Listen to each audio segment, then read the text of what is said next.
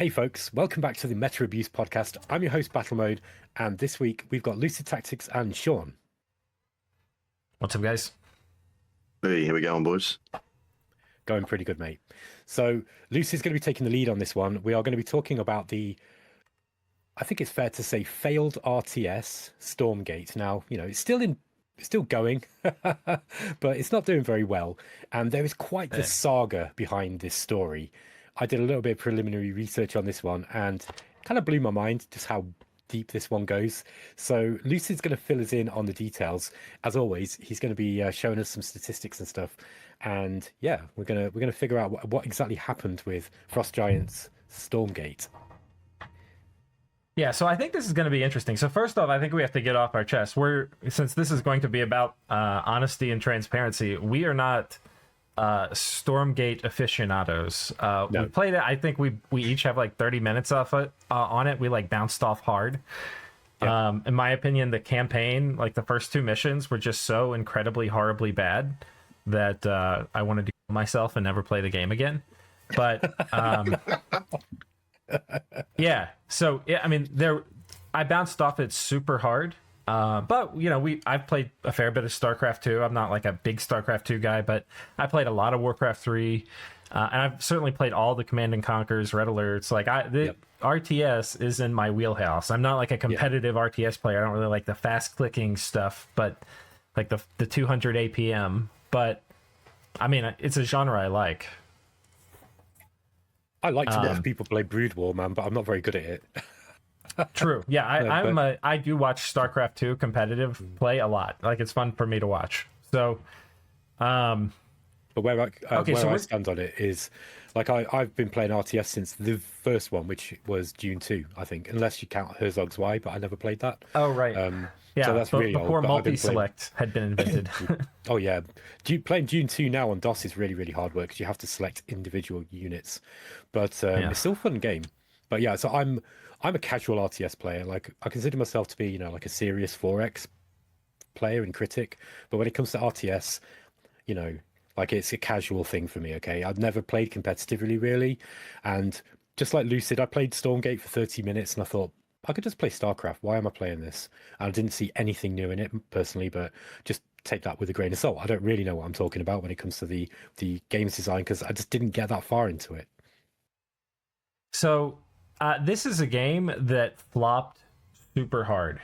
It failed to get many players. This is like, in some sense, this is an indie studio, but I think this word indie doesn't really have any meaning anymore. Because people get funding backdoor, you never know about it, and then you can be part of a big game studio but still be on like a small team. Like there's some, I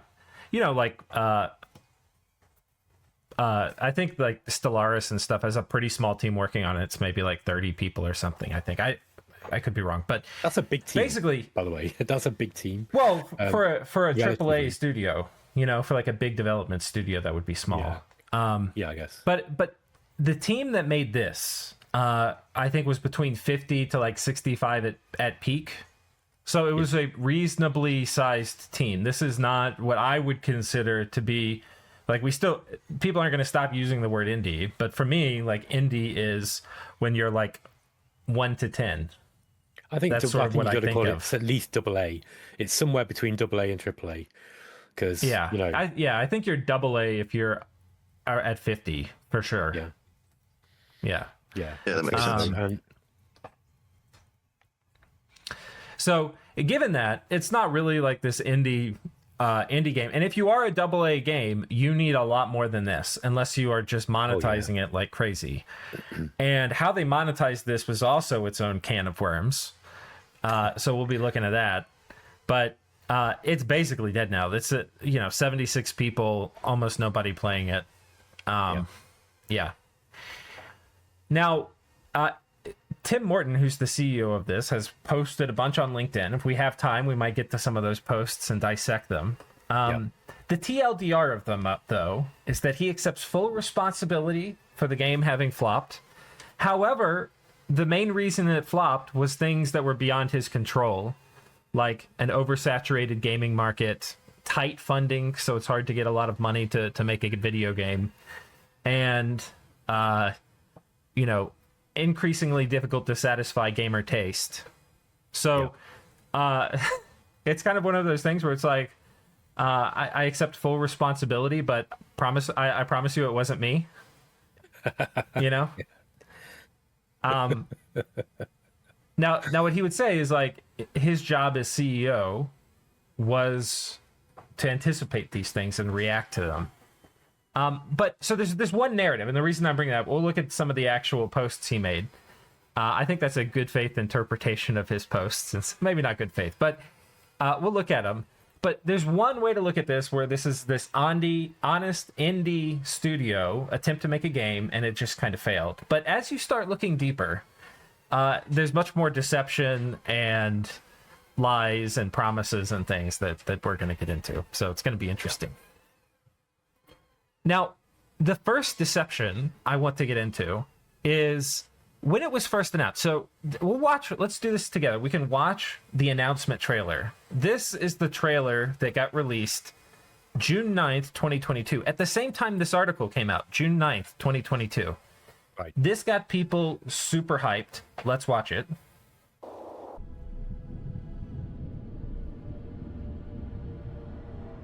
Discovery, this is Command. Storm's in your way. Prepare for extraction. Signal's breaking up. Command, I'll do one last scan. See you soon. Over.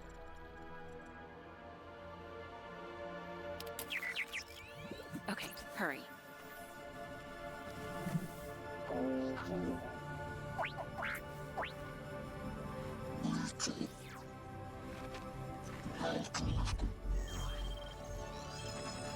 Now we're talking.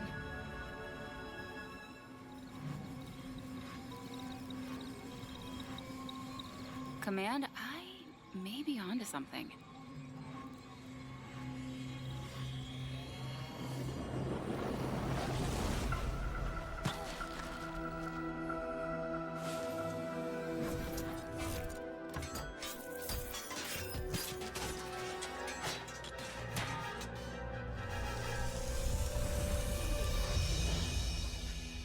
I have it, Command. Repeat, I have it. Mission accomplished.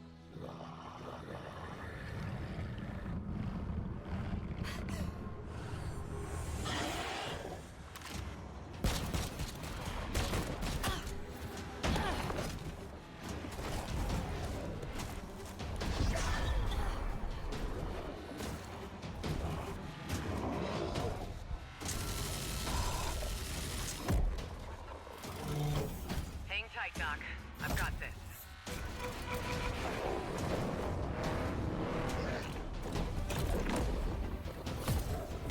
Okay, I don't know if I can watch much more, but there are some interesting things that would signal like a lot of actually how the game would play. I have a note on that immediately, if I can jump in really, really quick. Jump in, Sean. Okay, there was a noise when she deployed that drone, and that sounded very, very similar to the Protoss probe from Starcraft. Like Probius? almost identical. No, like the unit. There's a Protoss, the probe, the builder unit. When she deployed the drone and it went over to that statue-looking thing, which just looked like kind of like a Protoss. It made a noise that sounded almost identical to one of the barks that the Protoss probe does from Starcraft. So it's just something that stuck out, and I'm like, oh, okay, hang on. Clever marketing though, because it's like it. I think for people who part of this too. So sorry, I think we have to ask ourselves too, what is the purpose of releasing footage like a gameplay trailer or a trailer that doesn't have any gameplay in it? Like when you do this, it's something that like a lot of gamers are rightfully nervous about. Like, where's the gameplay? Yeah. And in my opinion, the reason you do this is to communicate like vibes. Like these are the vibes we're gonna have in our game.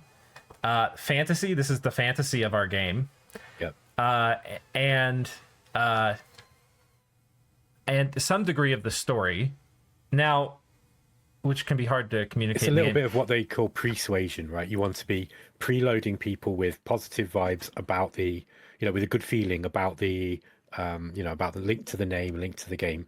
And what Sean just noticed, by the way, is quite clever. Like if they've put in sound effects very close to a very famous game that everyone liked, then you're going to get, unconsciously this works, by the way, you're going to get a positive feeling because you're like, oh, Protoss sound.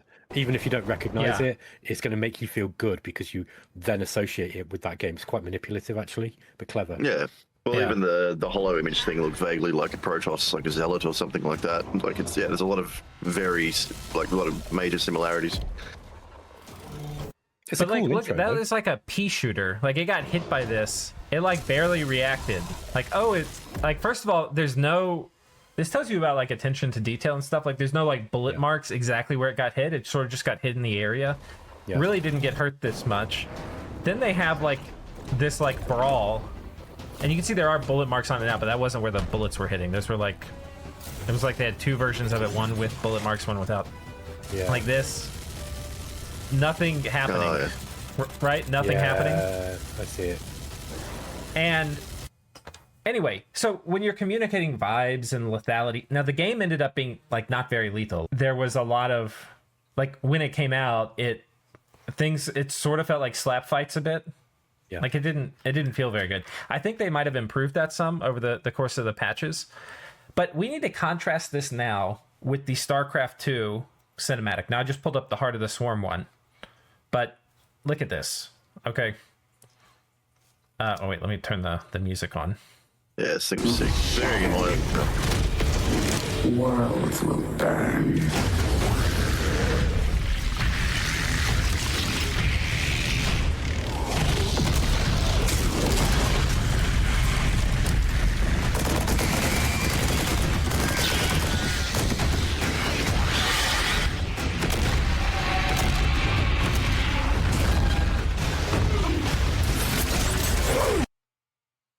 Okay, I mean, do we even need to give level. word?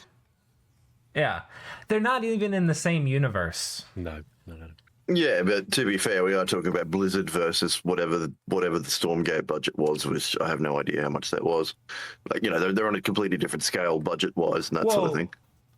Well, yeah, there's a completely different scale budget-wise.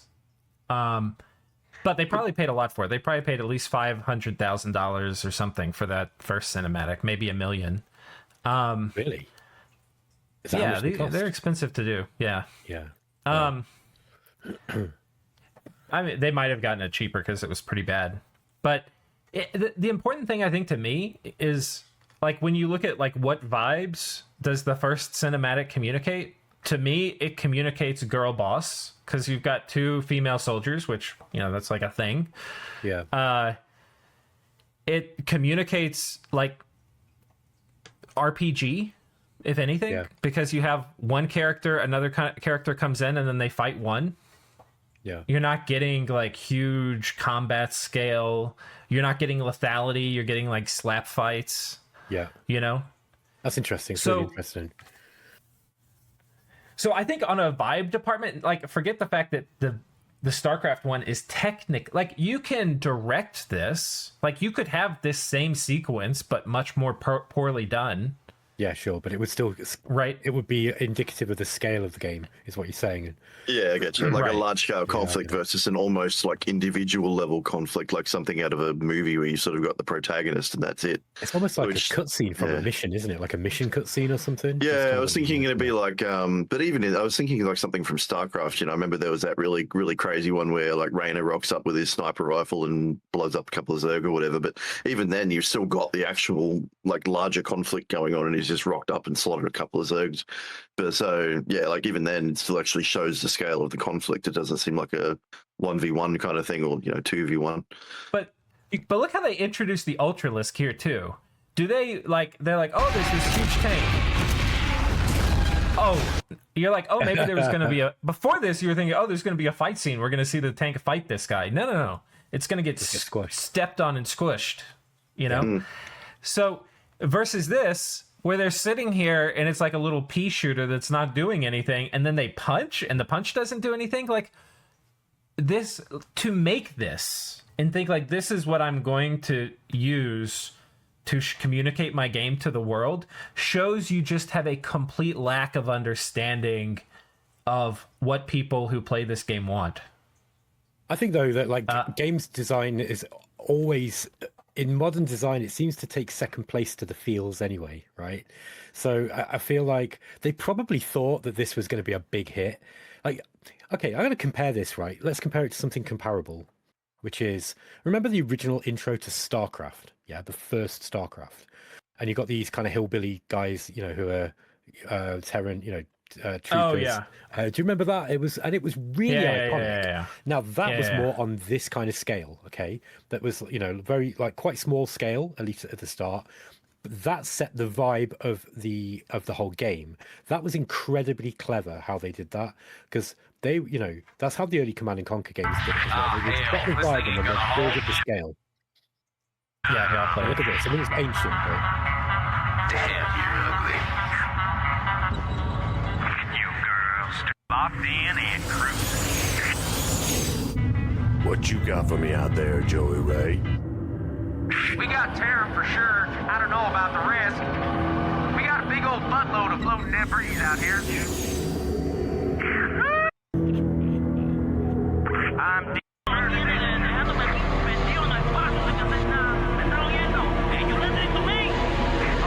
I got visual. This is a different one than the one I'm thinking of, though. Yeah, it's exactly it's a different one to the one I was thinking, but it's a similar kind of vibe. And so it was kind of interesting. But yeah, there was the one on the ground where it was like the firebat and the marine were talking, and then you get like hydralisks or something coming up out of the ground. Is that the one? Yeah, that's exactly. Yeah, I remember that. Yeah. So, like, I think, and this, sorry, a very, very quick side tangent, but I think the art of effective communication in video games cutscenes is dying. Like, if you watch the intro, I think I've talked about this before on the podcast, but if you go and watch the intro and the first campaign mission briefing for Red Alert, Command & Conquer Red Alert, that is a masterpiece, and I don't say that word lightly, right? It introduces the game. There's not a wasted shot. It's unbelievably good. It's kind of long, Lucid, so you might not want to watch it, but like, you know, for anyone listening, go and check out the intro to Red Alert. Turn the game on and watch the intro, and then start a game, and then watch the very first cutscene, which introduces you to all the characters. Like, it's superb. It was done with, like, even though it's like tongue-in-cheek B-movie crap, right? It was directed by a master, in my opinion. And you watch that, and then you compare it to this, like what we just watched with Stormgate. That's just garbage. Okay, it's like aesthetic garbage. It kind of looks cool. I thought the female character was kind of cool. You know, I'm not, and you know, I'm not averse to female characters. I think when you detect girl boss, though, that is a bit of a warning sign for a lot of people. There's no doubt about that. But in terms of like aesthetic quality, you know, and the quality of the communication of what it's trying to show you, it wasn't good, was it? Really? I suppose you got to see this kind of demon thing fighting the. So, right, okay, we get demons versus whatever. I don't think there's anything wrong with girl boss, but I think like when you say, what is this scene showing? I don't like girl. Like no, that. Girl that boss was like a core theme. I think you can't, like, if it's like a girl boss soldier, like. That was a core theme that was present. Could be good or bad. Like, you could have a badass chick, you know, like what's her face in StarCraft 2? Kerrigan. Kerrigan. Oh, no, yeah. she was in the first one, but... Nobody was like, oh, girl boss vibes with Kerrigan, because that wasn't the theme, you know? But that was the theme in this. It's a weird thing to like pick up on, but yeah. Now, this is the other interesting thing. I want to bring this back to because we got a lot to cover. So this article here was released at the same time. It was released by Matt Rossi, and it has in it these screenshots like this: pre-alpha in development asset not final, right? And then it has this: pre-alpha in development asset not final. Yeah. By the way, all developers do this. They will always Photoshop stuff. Like, they all do it. So, like this, I know. Sorry, I feel a bit bad because I feel like I'm jumping in, but well, no. Let's before we start writing get out of jail free cards. All right. Okay. Yeah. There are things you can do that I think are good faith and bad faith. Like, let's say you have a game and you know it's going to look better because you haven't put lighting in. And so you capture a cutscene and then you add lighting to it in Photoshop. Yeah, that's common. That's what they do. Yeah. Right. Like, I'm not gonna go after you for that, right? No. But there is a line at which I think it is bad faith, And I will make the argument here that this is bad faith. Okay. Now, first of all, because in hindsight, we know the game didn't look anything like this. No. Right? It didn't look nearly this good. No. Now, we know this isn't an actual engine shot because some things have shadows. Yeah. And some things don't, like this guy, right? Which you would only get that if you ran out of time in Photoshop, not if you had a comprehensive lighting system and, What a bad shot though. I mean, like because I work in marketing, man. Every screenshot that you take that goes on Steam or on for any media will have to have a chain of command. Usually, the boss say, signed off. Do you know what I mean? They'll be like, "Yep, that screenshot's good. That one's bad."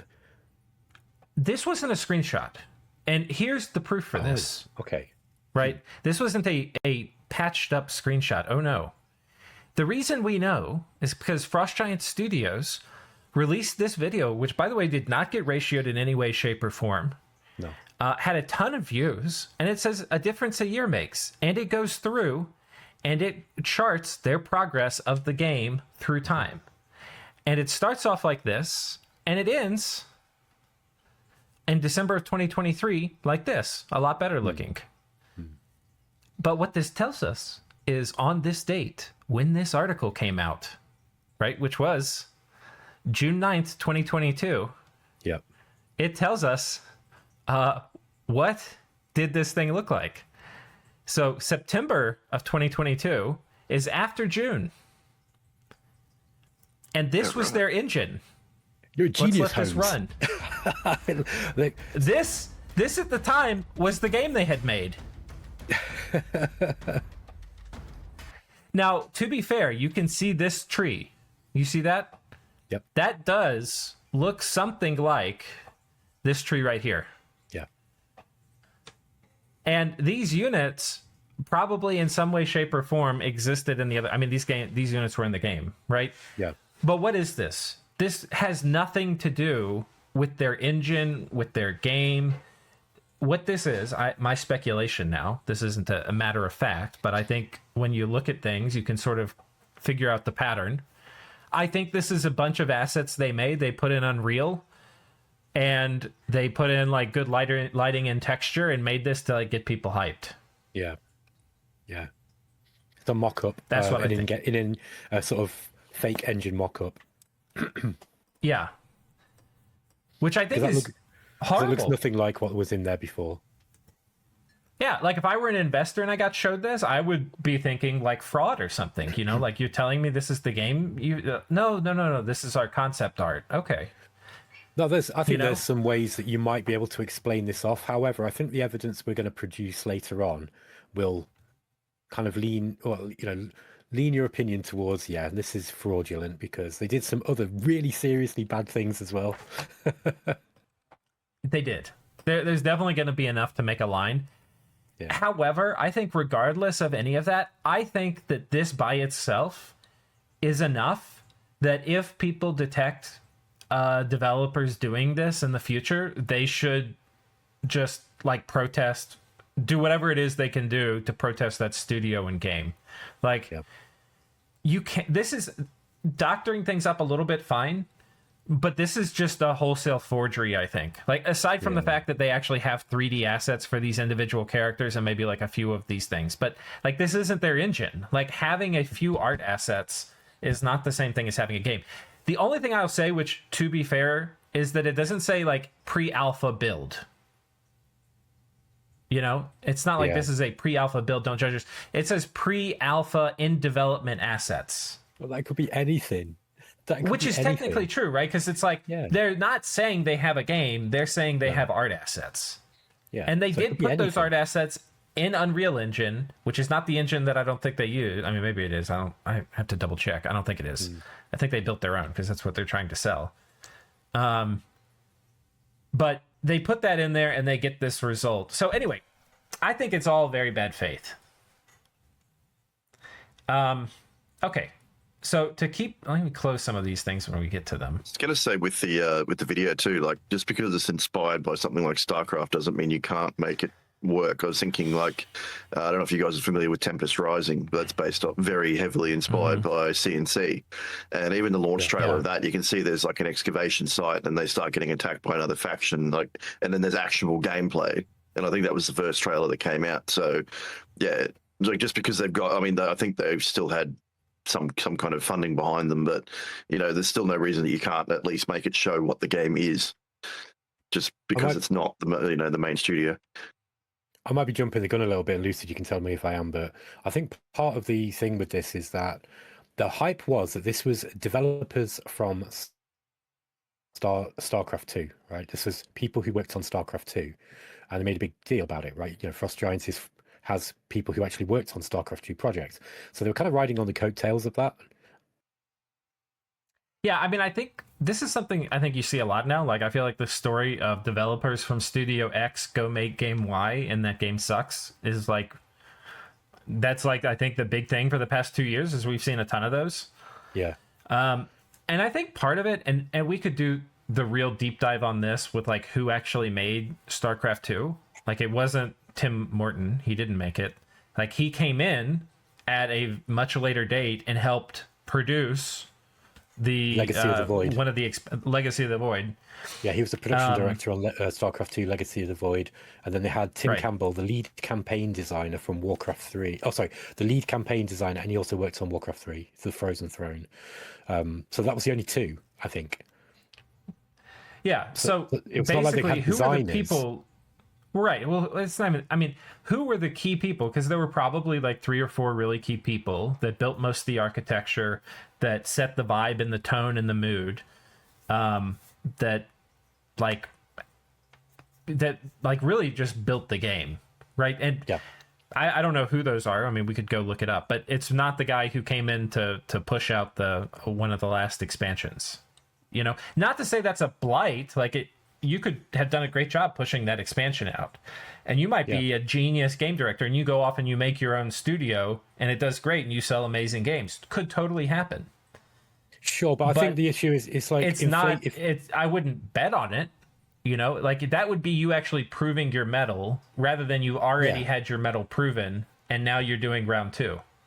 Well, I think another thing as well. You're dead right, but like, I think, you know, Morton and Campbell had real roles in the, you know, in StarCraft 2. They were the production director and the campaign lead designer, respectively. But from what people are saying is that the marketing kind of implied a much stronger connection to the creative and design leadership that shaped StarCraft 2.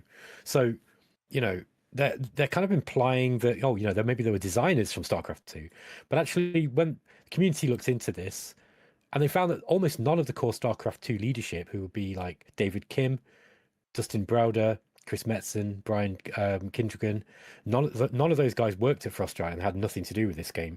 So it's kind of a little bit dishonest to kind of say, oh, you know, this is like ex-Blizzard veterans. It's like, yeah, 2 of you were, one of you was a, you know, campaign lead, and the other one was a production director. That's like, I'm not, by the way, I'm not denigrating any production directors or producers, because it's a difficult job.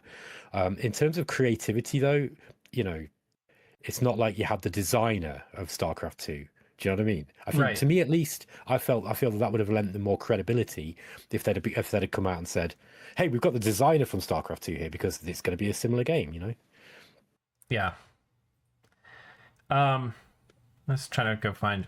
Well, this. I guess we won't cover this. There's a funny bit in this particular cinematic, and the if we look up this version on the, right? Let me actually find it. If we look it up in this one, there's this little hologram person. Call. Amara. Sweetie, I can't talk right now. Dad, the voice in my room keeps saying evacuate.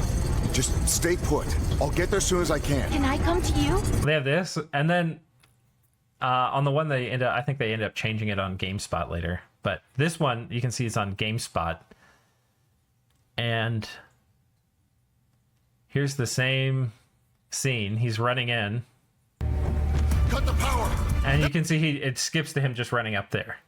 So they basically got rid of this whole thing. They got rid of the girl from Frozen, or whatever that show is basically ripped off. It's like, I think the thing is like they didn't realize that when you're making a trailer you're saying what the game is about. You know, like what is happening? And they have. The other thing is they got tons of feedback like during beta and from a bunch of fans that like these cartoony mobile looking graphics people hated. Yeah. And then they just kind of kept going with it. So anyway. Yeah, it's not my style, man. It feels more like, you know, it looks like a Pixar thing. Which to me is, you know, I mean, I know like we watched those Starcraft ones. Starcraft 1 at least was a bit goofy, but that was because of the technology. I mean, Starcraft 1 came out in what, 96?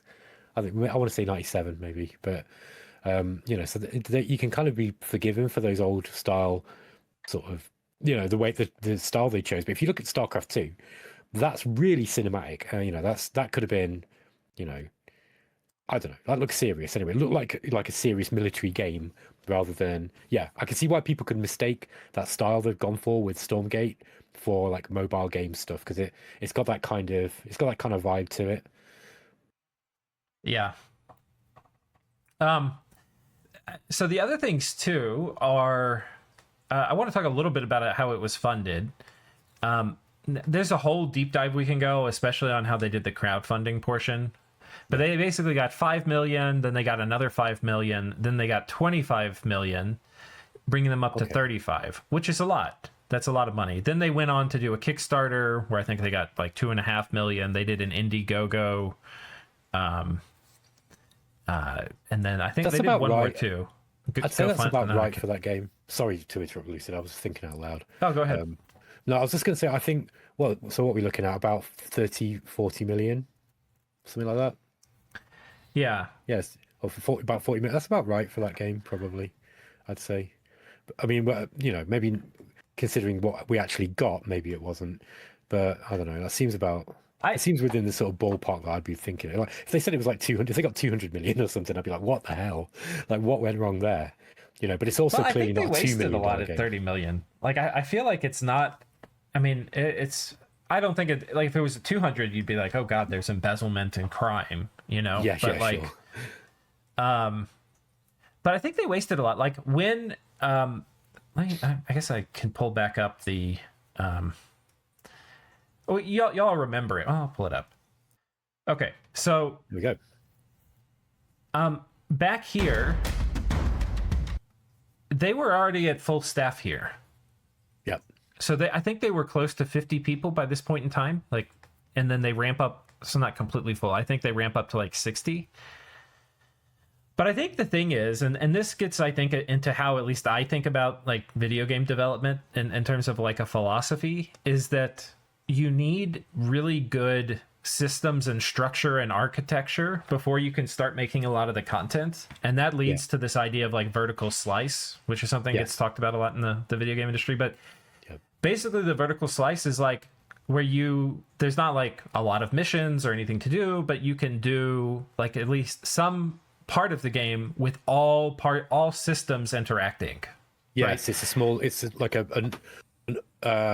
it is exactly that. It's a slice of gameplay that should be mostly fully functional, but you're just not going to include like all the campaigns. You know, it's not a finished game, right? But it's there to use it for testing, and you usually use it to get investment as well.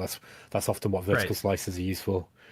You know, you present a vertical slice to an investor and go, hey, look, here's what we've made. Now you can see what you can do in the game. Give us the money to go and finish it, you know, or give us more money. But I think the way you want to approach game design is because really you need like an agile small team to build this, because you're making like a lot of really hard decisions really, you know, pretty quickly. You're changing a lot. You're going back and reworking things. And that's good. You need to do that to make a really good engine, which is, you know, basically what you're sort of doing when you make a vertical slice. Even if you're using a game engine like Unity or something, you still are basically making an engine within there. Yeah. If you are changing a ton of things, then you're going to ruin a bunch of content if you have a content team going out and making content, right? So like if you're making units, but you're changing all the unit structure, you're changing the way they get rendered, you're changing what animations they need to have, you know, like it's this big juggling moving ball. It's like really inefficient to have a big team. So really what I think the way you want to do it is mostly be in this like pre-production lean team until you get all the tools built and you have like a really good vertical slice and then you bring in like the content team to go flesh out the game. Yeah. This was like when they announced it, so they had already almost fully staffed up when this happened at the same time as that article was released. I'm just thinking, what are they doing with 50 staff on this game that just does not look like a 50 team member game to me? Yeah. It doesn't. You know, and it's like, why do you have a level guy there when, like, you shouldn't bring the level designers on? Because part of the game is you need to have really good single player campaign. Yeah. Right? Like, you need to have, like, the maps and the missions need to be objectively good, like really fun, difficult, challenging, entertaining, all these things. And that's not trivial. But you want to bring in the guy to do that after you have good tools for them to do that. Because the guy, you know, for those of you who think like, oh, well, the way you do that is the guy is in there coding stuff to make each of the campaign missions and like setting bits to 1 and 0. No. The way you do that is you make a tool, and then they go in there and they put the things on the map and stuff. So basically you have all these in-house tools to make the stuff that's going to go in your game, and you need those to be really good. Yeah. This fucking sucks. Like, if your job is to, like, what do you even do if you're a level designer and these are the tools you have? Yeah. You know? Yeah, now it gets better.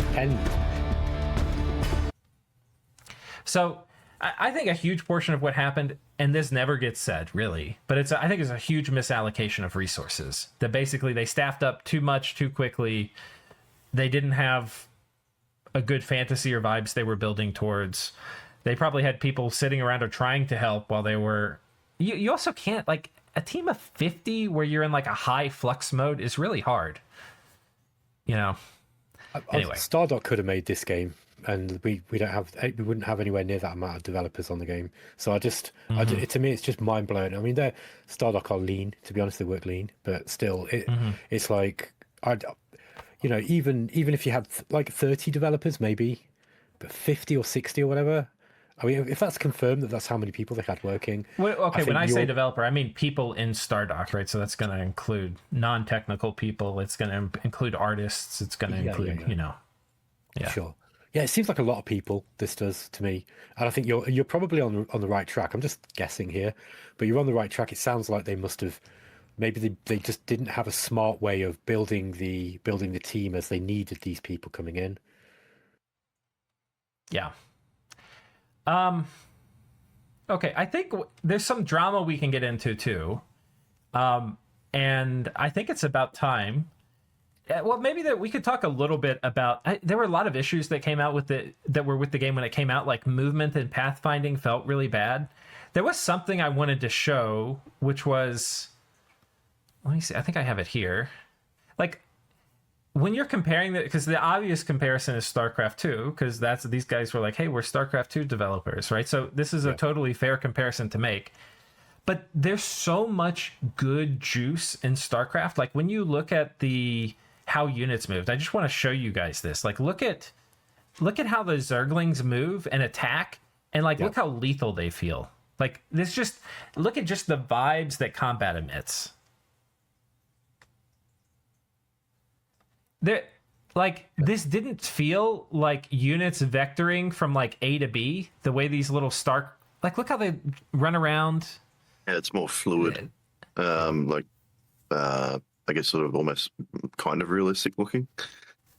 Yeah, it's good flocking algorithms they've got. Yeah, to be fair, I will give them, like, from everything I've looked into this quite a bit in the past, and the pathfinding is something that's it's something that's really essential, but it's also very hard to get right. Like, there's games that have been sunk because of bad pathfinding. So it's like, obviously you want it to be good, but I kind of don't want to go too hard on them about that, because it is something that's incredibly difficult to get right and often takes multiple iterations to do. Yeah, but releasing a game with bad pathfinding is unforgivable. That's why I always bring up the Shiro games. What's that one? Dune, the Dune game, Dune Spice Wars. That had obvious glaring bugs in pathfinding. In fact, I recorded some as I was playing and sent it to the developers, and they didn't bother fixing that. They didn't seem to care. I was like, how can you release a game in this state? It's terrible. Like, pathfinding's critical.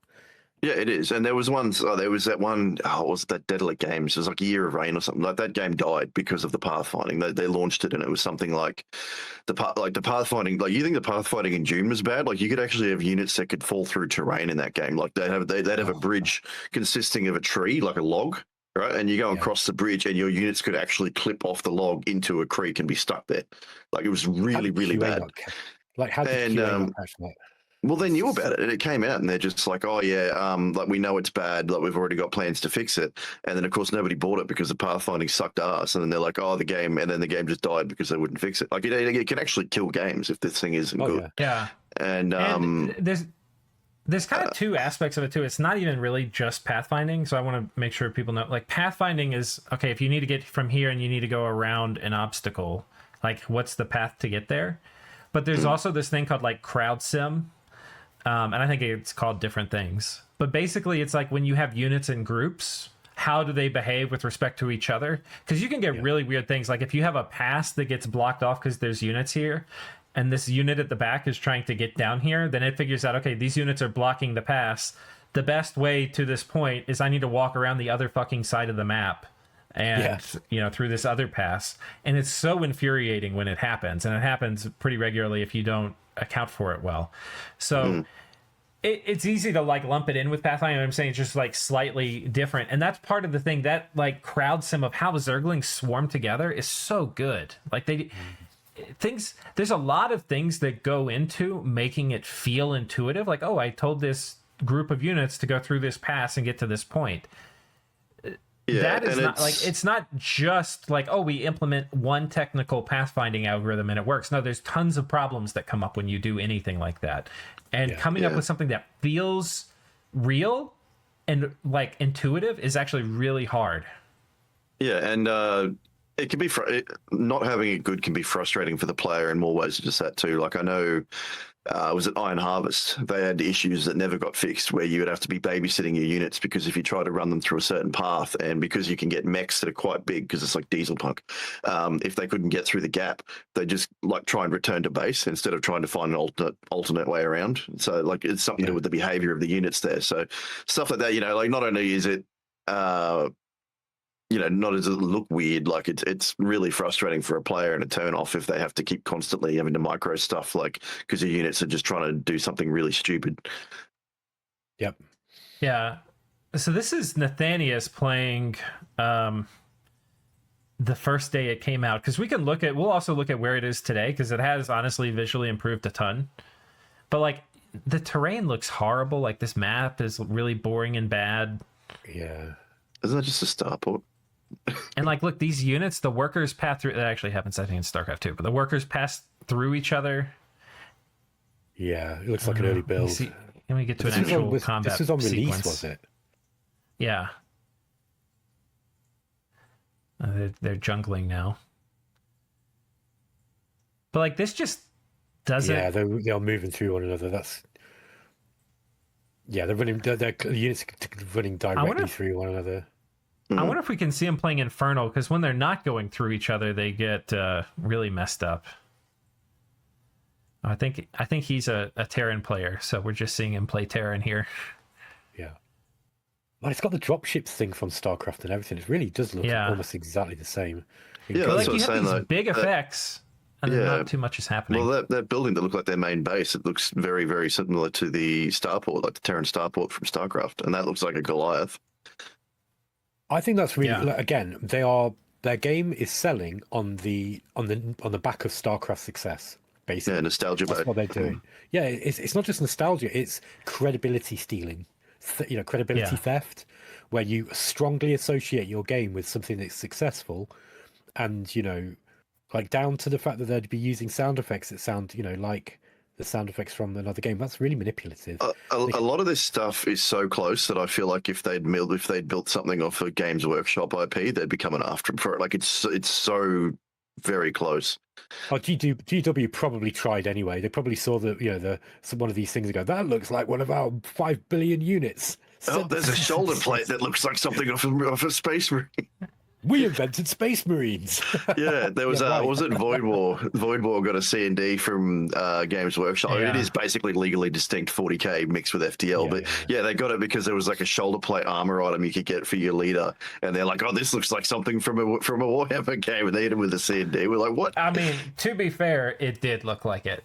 It did, but I know it's just like, but it just seems like, it's not like an entire unit. It's just something very nitpicky. But that's what I was like, this kind of thing, you've got, like I said, even with that trailer, like it was like, I'm not even going to attempt to repeat the noise because it's just going to sound ridiculous. But as soon as I heard that, I'm like, that's a probe. Like I can even tell you what the unit is just from like one instance of hearing it. It's that close. Can I tell you guys just a really quick fun anecdote? It's a fun fact.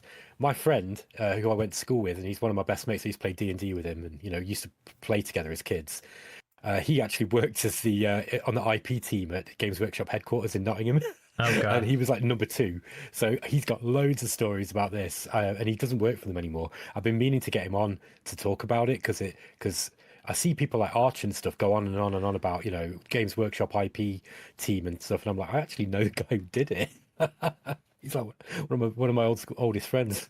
But this looks a lot better. This is it today or recently. So I think you can see the visuals improved a lot. Like the lighting's way better. The pathfinding's also better. I don't have a good example to show you of like the units like tripping over each other trying to like move somewhere. But you can see they do it a lot better here, and the lighting's better.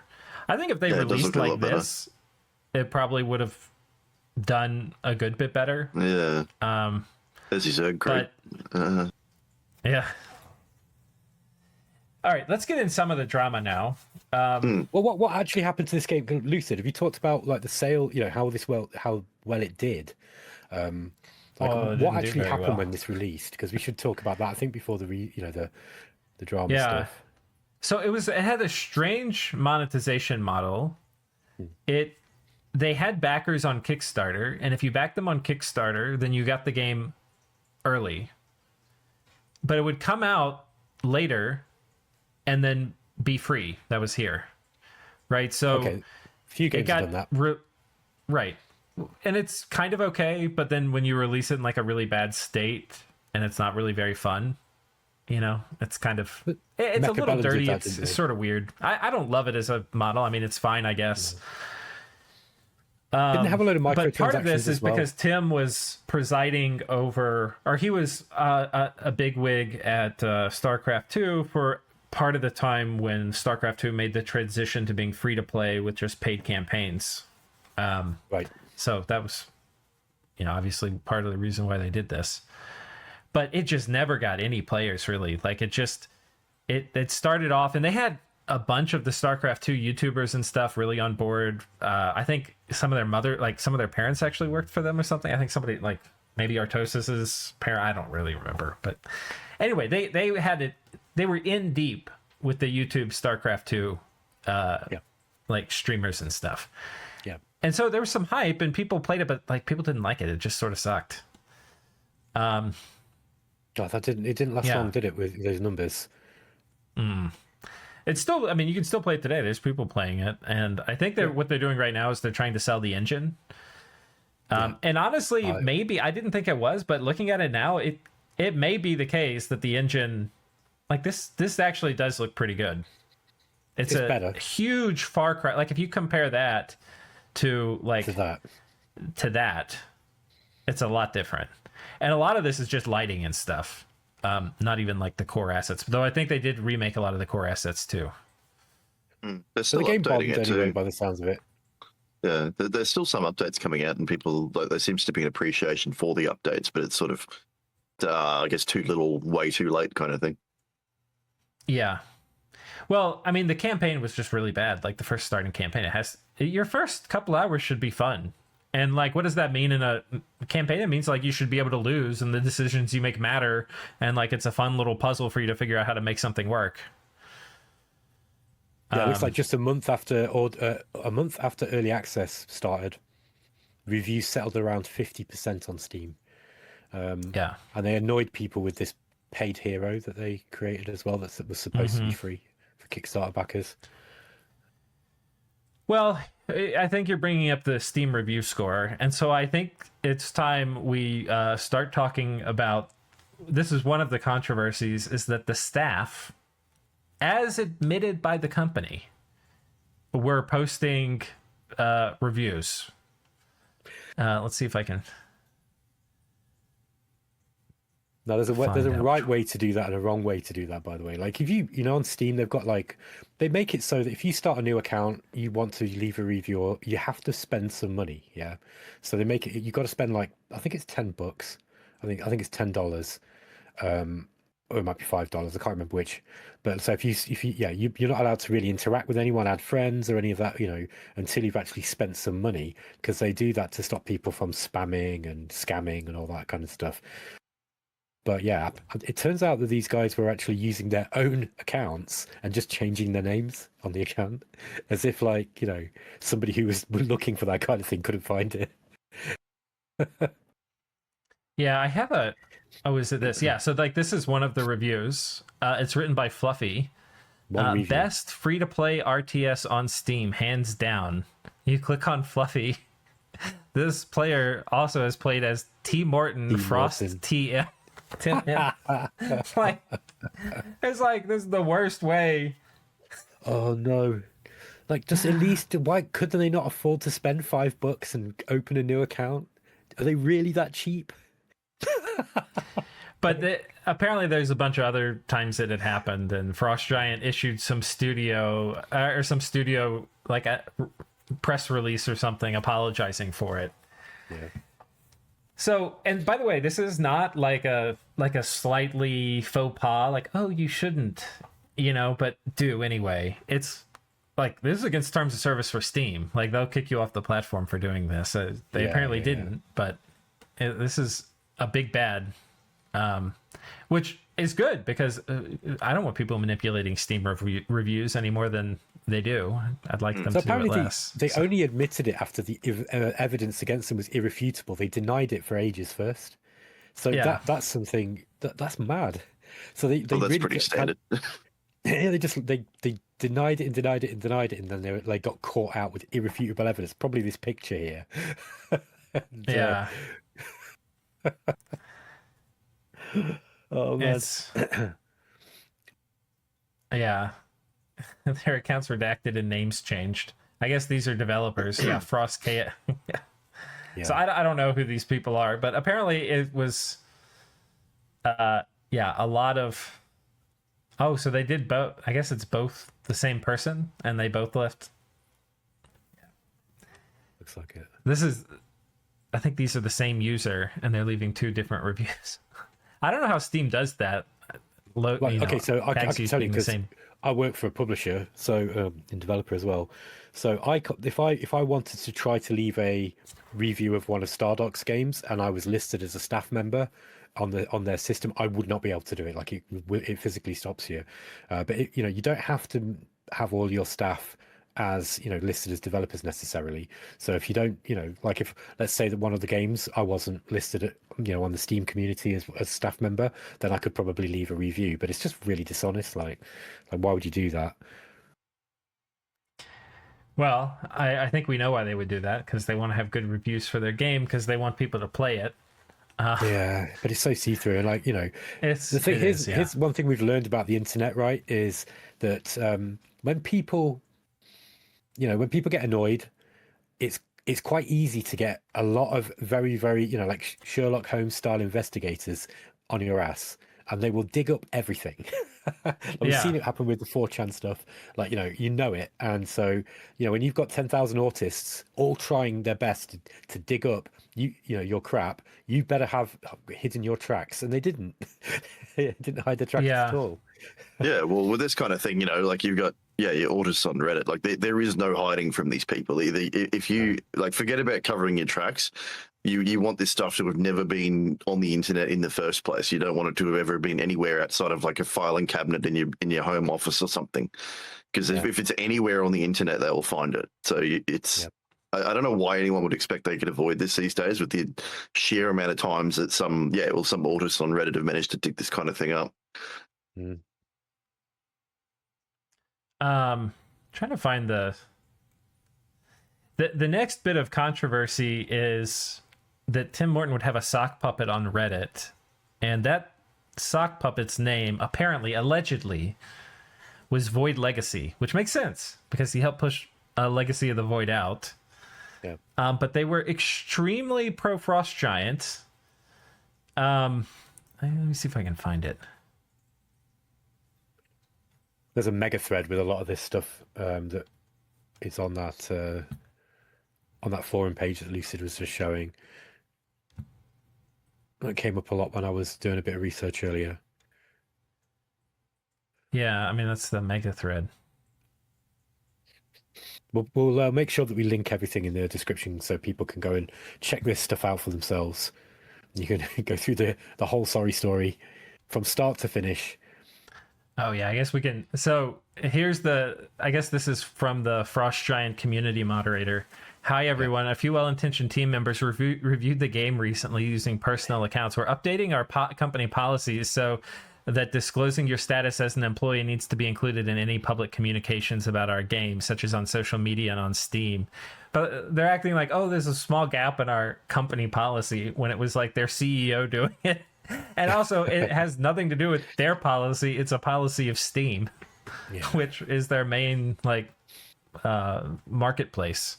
Yeah. Crystal Please bear Fluff. with us until we get this sorted internally. What, is it still happening? Yeah. Frost K. Yeah. Also, apparently there was some heavy-handed moderation on the Discord or something. Now, this is something that I was looking at, and I'm not 100% sure about it because the evidence for it seems to come from Reddit. So you've got to be a little bit careful. But we know this happens. We've seen it dozens of times with other developers. Well, I think if you get in there and let's say you're trying to leave feedback of like, hey, it's like a girl main character who gets saved by another girl main character and there's no violence in the sequence and it's like they're like slap fighting each other in that opening cinematic compared to like tanks getting stomped on and like huge vile aliens invading the world. Yeah. You know, like how do you communicate the vibes are super off? Like people don't understand it's very hard to have a game with like female main characters, which can be totally fine, but when they're emitting like Mary Sue vibes and there's a difference, isn't there, between strong female character and Mary Sue, because Mary Sue sucks. Nobody wants that. To answer your question, Lucid, the way that most people communicate this now is by going, "Oh, this game's woke." that's basically the way they do it. And it's a bit heavy-handed, right? But I think part of it, it's like the woke part, like the part about let's include a female character. That's not actually the problem. No, it's like not the problem is that it didn't have any of the stuff that the Heart of the Storm trailer did, right? Yeah. Like the problem is that stuff's not in there, but the reason it's not in there is because they chose to put this other stuff in instead. So I think it's hard, but it's hard to like have that communication. And by the way, if you ban everybody who says anything like that, and then people know if you ban them, you know, for saying things like that, then nobody's going to say it and you won't hear it. And then you'll be in this little bubble where you think like, oh, I'm making a game everybody loves, but you've like kicked out all the fans who are giving you feedback. That's right. But also what you get is the Barbara Streisand effect where, you know, the more you start stamping down on criticism, particularly when it comes to social stuff like that, it's just going to get away from you. Yeah, it's going to get away from you and there's nothing you can do about it. So it's a really bad idea. You know, you're better off just saying, oh, well, you know, thanks for your opinion, but, you know, this is what we're doing. Let me see if I can find the bit on Tim with Legacy of the Void. But I think there's a fair amount of evidence, I think. You'll have to go look it up yourself and make up your mind. That Void Legacy is Tim Morton. I mean, he's clearly used sock puppets in doing reviews, and the company's apologized for it. So I don't think the bar of proof is necessarily super high. No. They've been caught. But the account is basically going through, and it's being like the most like, I can't hear you. Like, the game is good. As somebody who's like not affiliated, and they've been like accused of, I am not a shill. I am not paid by Frost Giant to be here. Like, who's getting accused of being a like that's just not really a thing. I mean, kind of. I don't know. I guess I've been accused of being a shill for Illwinter, I guess, but I mean, I kind of am. I haven't been paid. I just am a fan. Yeah, but it's. I got that one because I said that Dominion 6 was a great game, and then people, like about three people who didn't like it, said, "Oh, you're it's probably the same three people." Yeah, it was. Yeah, it's like the same three people who are playing Dominion 6 now. So I guarantee it. I guarantee you they are.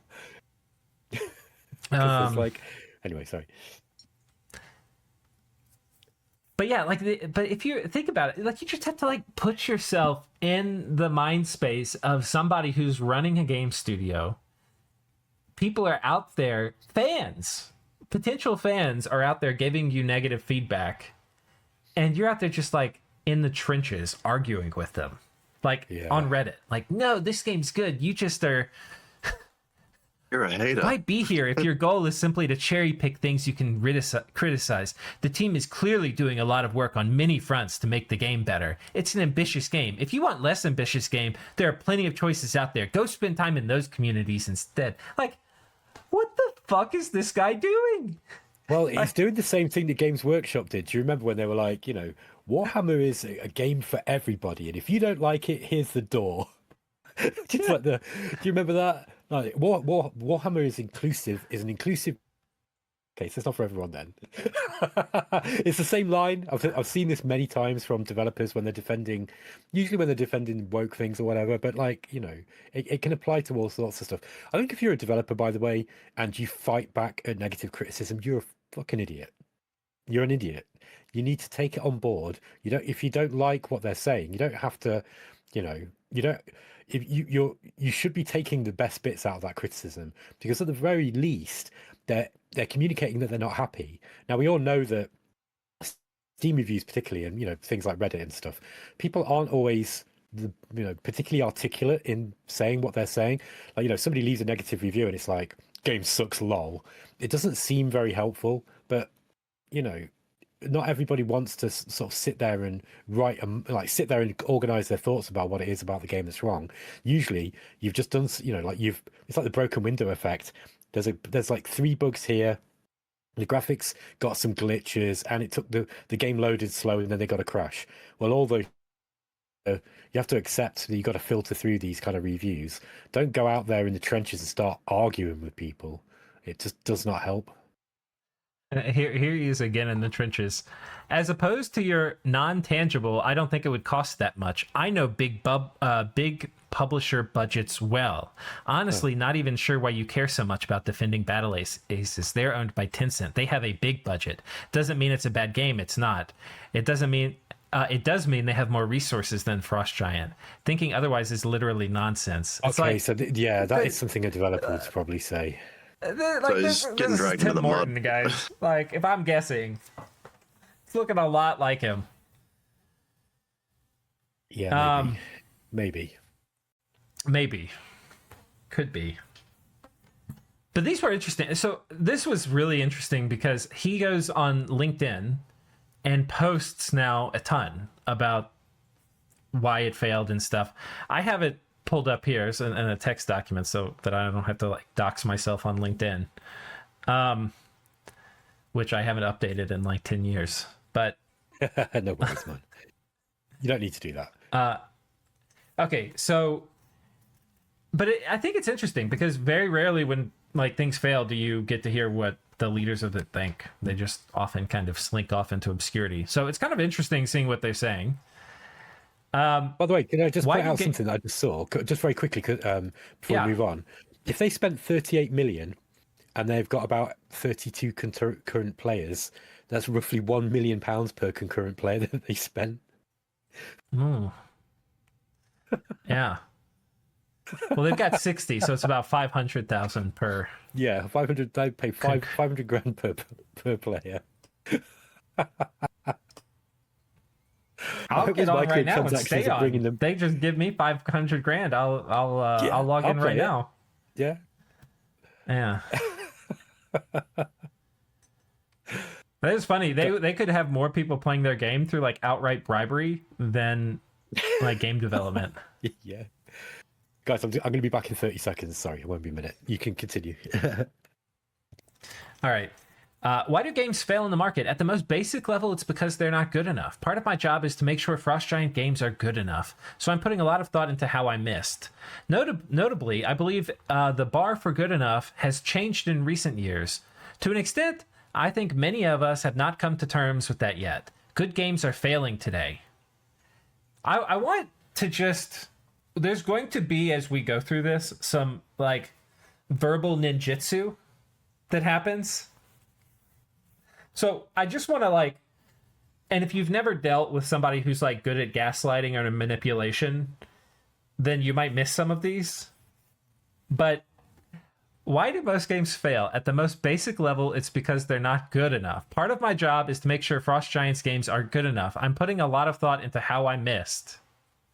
Notably, I believe the bar for good enough has changed to an extent our team has not come to terms with it yet. Good games are failing today. So he's like, our game is not good enough, but our game is good. Right? Like, yeah. Well, imagine if you're trying to do like a reflection, like an analysis of how you failed, and your starting point for that is we did fucking awesome, but our awesome wasn't good enough. What I'm getting from that is he's not necessarily talking about, well, I mean, he may be referring to Stormgate as well, but he seems to be talking about general industry trends. And like we have talked about this with the early access stuff, like it is possible, you know, if they don't have the right marketing strategy or something like that, like yes, they can fail. But then like he's also, like you said, you know, trying a bit of like legalese kind of worming his way around it sort of thing. Yeah, irrespective of whether you liked Stormgate, there are a meaningful number of well-executed, well-reviewed games that are not achieving commercial success.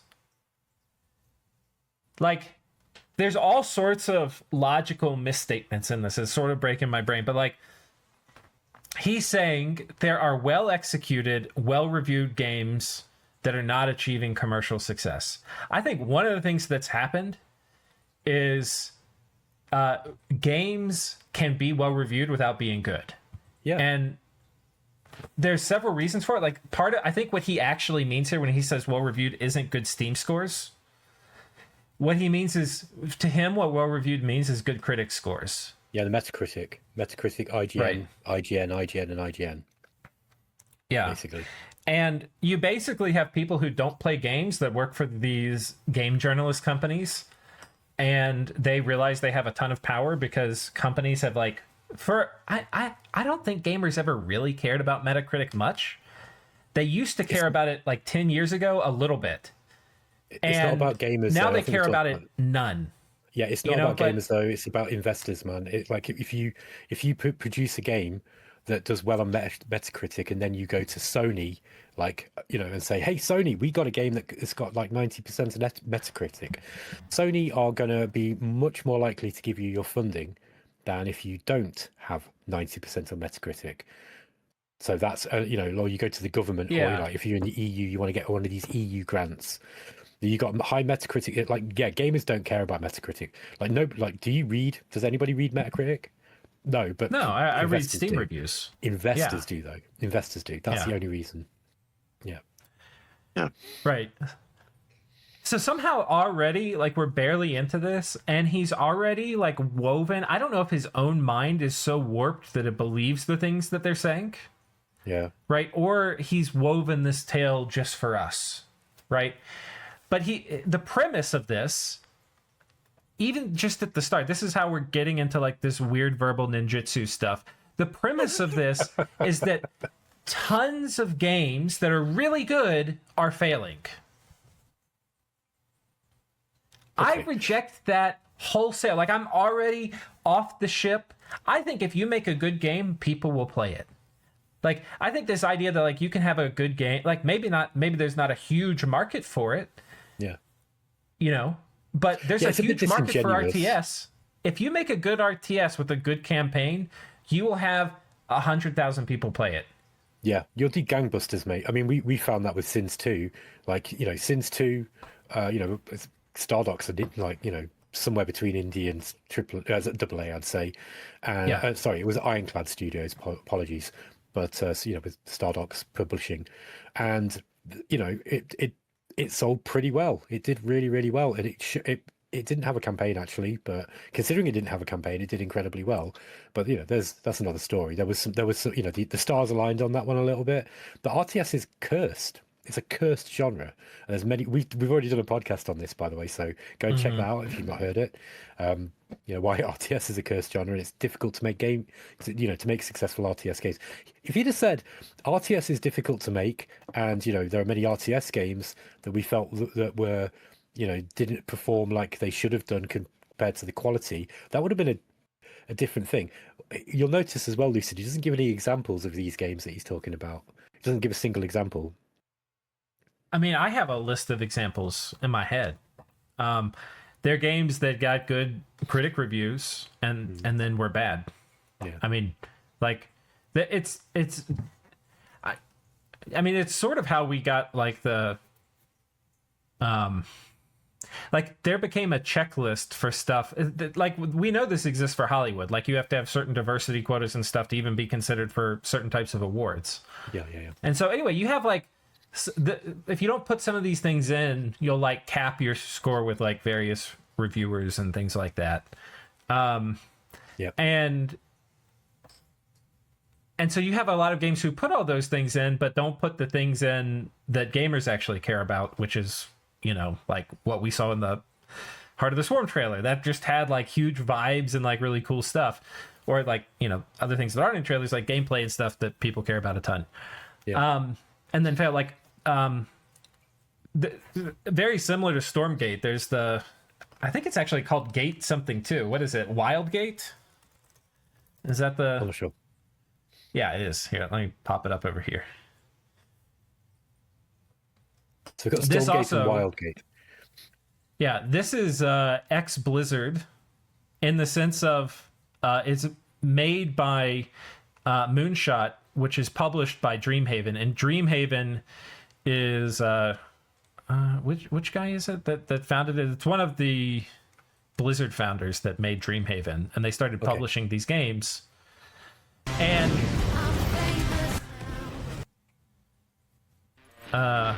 anyway, this game like totally it basically failed to launch.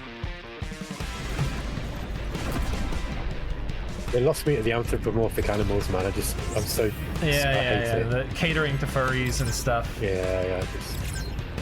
Wild, but the game sucks. But this game, like, if you look at it, it's like a 59%. This is 80. I don't really think it's an 80. Like, I think this 80 is like pretty generous. But 80, by the way, is not great in Steam. Like 85 is way better than 80. Yeah. And 70, that you like really need to like that genre to like it on Steam if it's 70%. Yeah, I think so. Like I'll buy mixed games if I have to. You got to be aware that it's either not got commercial viability. Do you know what I mean? Like it's not like because you can often get games that are really niche and that are clearly made for people with a lot of legacy skill that don't tend to do well. So if like you get some guy who, I'm going to give an example, like Galactic Ruler, for example, is an example of a game got quite low review scores. If you actually, it's janky and buggy and stuff, but if you actually play it and you enjoy that kind of thing, like someone like me who likes complex games that are a little bit obscure and difficult to figure out, then you actually can have a lot of fun with this. It's not a bad game, but commercially not going to do very well, is it? Because it misses a lot of the stuff that people expect, like basic tutorials, that kind of thing. Yeah. Okay, I'm going to continue with this. On a game-by-game basis, we blame particular aspects of each game, and to a great extent, that's fair. I certainly plan to share thoughts on specific hurdles for Stormgate in the future, but zooming out, I believe there's a broader market trend in play that deserves attention. So, like, brings up and then dismisses, which, some of that's fair. He doesn't want to talk about that now. Matthew Ball's report identified 2 data points that may offer a hint. Players have less time than ever, and more games are competing for the player's attention. Essentially, the games market is oversaturated. In such an environment, the bar for good enough goes up. It's harder to get players to attach in large numbers, and when they do attach, it's harder to retain them. Other factors. I said, so what? Cry more, try harder. That's what I say to that. Well, it's also like what are the RTS games that are stealing people? You know, like Starcraft 2, which came out forever ago. Like, there's not really a lot. There's a reason why most people still play Age of Empires 2, and StarCraft 2. It's like basically those are the market share, aren't they? It's like Civ with 4X. You know, it's like Civ has the market share. It's like 9 times. So what is it? Something like 19 out of 20 4X players are basically playing Civ. That's like some ridiculous figure like that. Other factors such as contraction or constriction of available capital are relevant to the challenges that many independent studios are facing today, and capital certainly has a bearing on how good each game can be. I believe that oversaturation is an even greater challenge because it reduces all new games' odds for success. Dude, this guy got a check cut for $35 million. I mean, it was a couple different checks, and then plus a few more from indies. Like, that's a ton of money if you've never made a game by yourself before. That's a lot of money. That's a lot of money. Like, I can't believe you get given $35 million to go hire a bunch of people and make the game of your dreams, and then you bitch about not being able to get enough money. Like, that's crazy. That's crazy to me. Spend the money right. Yeah, and look, I think going above, I think 35 is a pretty good budget for an RTS if you're going to go out there and like be a AA studio, because there's a good chance you're only going to make like $50 million on it. Like, if you just have like a kind of middling success, like you just sort of make a game, it's got a fun campaign, people are going to go out and try it, like, you know, that might be it. You know, maybe that's how much money you get. What was this competing with, guys? Like, can you remember what this was competing with around the time that it was released? Oh, when it was released? Hang on. What was the initial release date of this? 2004? Oh, Starcraft. Oh, shit. Oh, no, sorry. Sorry, not 2004. I mean, 2024 was it? 24. Released into? Yeah. Yeah, so what was actually out? I got it on the... I mean, main release was in 25, but yeah, the EA, which is the one that sunk it, was in 24. I wonder what games were actually... So 2024, here we go. This is just a Google thing, so it could be a little wrong, but we had Age of Mythology Retold, Stormgate, Homeworld 3, Tempest Rising. Oh, Tempest Rising I like. 9-Bit Armies, so that's from Petroglyph. They used to be Westwood. Dwarf. Yeah, so there's a bit there. I mean, like the Homeworld 3, obviously shit the bed as well. What must have been Sims 2 then? Was that the same year? I think that was it. God, was it 2024? Oh, it's weird. It feels like a whole other decade, even though it was 2 years ago. Yeah, it was so old. Yeah, like Age of Mythology, I think did quite well too.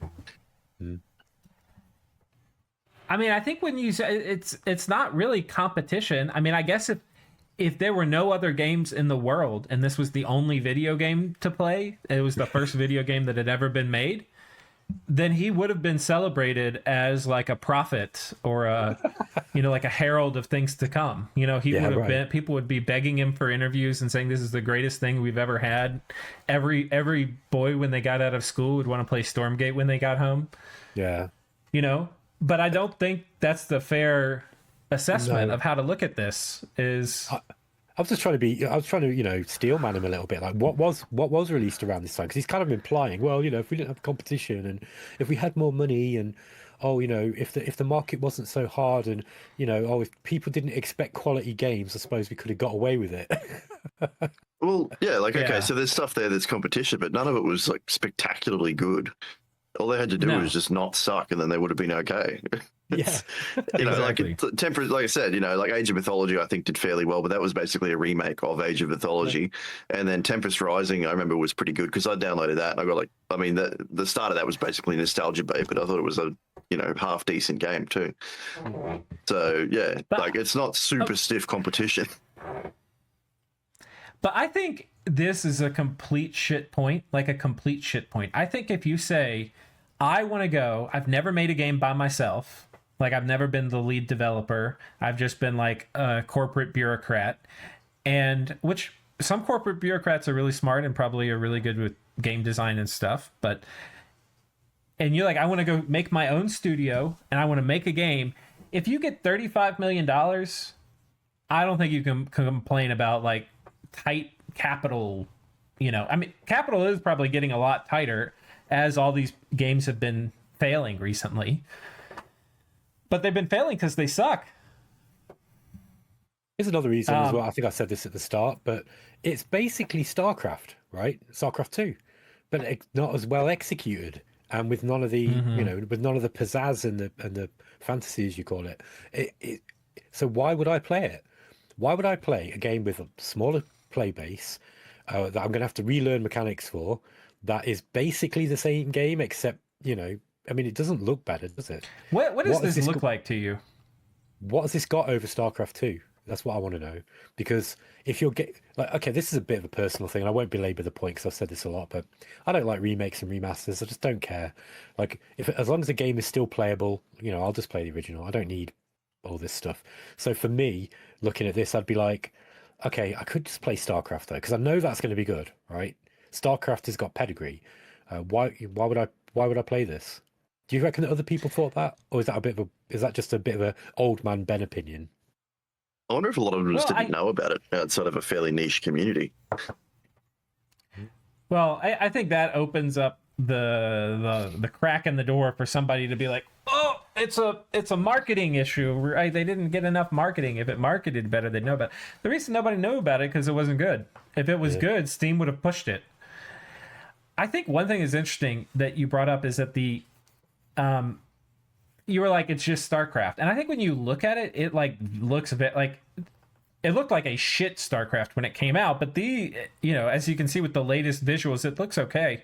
Yeah, it looks better. Definitely better now. But it looks StarCraft. Like you look at this, you think StarCraft. Yeah. And but when you think about it, the factions they made aren't really StarCraft. They're like, what if humans go out and explore? So okay, you get Terran, that's StarCraft, but that's humans, right? It's space humans. Like StarCraft doesn't have a monopoly on space humans. Okay, you have space humans, and they discover like there's actually hell and there's actually heaven, and they're fighting, and there's some war between heaven and hell that we get stuck in the middle of as space humans. Right. That could be cool. But does this look like heaven and hell are fighting? No, not really. With space humans? Like, no, this looks like StarCraft. Like, heaven and hell should have like it should look a lot different. Like, I want to see tons of angels. Like, what are these? Like, they don't look like heaven and hell, Like, no, they just look, it looks like it does look a bit kiddified, and this is the issue that I had with the Solium Infernum remake. It was a game set in hell where you play as a Baron of Hell, and it's a diplomacy style of game. And the remake, it had the worst graphics. It looked like Wallace and Gromit. And I just couldn't believe, I was like, how have you sold this game as a game set in hell, and yet you've made it have the worst cartoon graphics that look like from a kid's TV show? Like, why would you do that? It's just so stupid. And so I think you've got to match your visuals to the theme in a big way. Okay. I've zoomed in. So part of it, the units are like really hard to parse and read. That was like a topic my buddy and I had, we spent a lot of time talking about. But like, what are these, and which faction are they for? Yep. What is this? This is a unit right here. Can you tell what that is? Some of this is video compression artifacts too, but it's not that much better in the real game. Did either of y'all know? Zergling? Are they Zerglings or something? I don't know. They look like a bat crawling around on the ground. Yeah. This is a gun right here. That's a gun, and then this is like the shoulder pad, and then this is the head, and then this is the unit. And these Lucid, are little guys that we can't see any of that. There's a different screen. I can't see it. It looks like you can't. Oh shit. Yeah, sorry. Yeah. Let me. Oh, that's why I'm thinking it's a bat, because it's a completely different thing. Okay. Yeah, I'm looking at these Zergling things down here. I'm like, oh, it's fruit bats. Here we go. Oh yeah, okay, right. So no, this is one. Oh, it is the same thing. Okay, let's try this again. Okay, so this is a gun, right? This is a shoulder pad. Oh yeah, okay, right. I've seen it. This is a helmet. Yeah. This is the unit. Yeah. Right, and then these look like little space dogs, kind of. You can sort of tell these are dogs. Yeah. But like, Are these for the humans? Are these for the demons? Are these for the angels?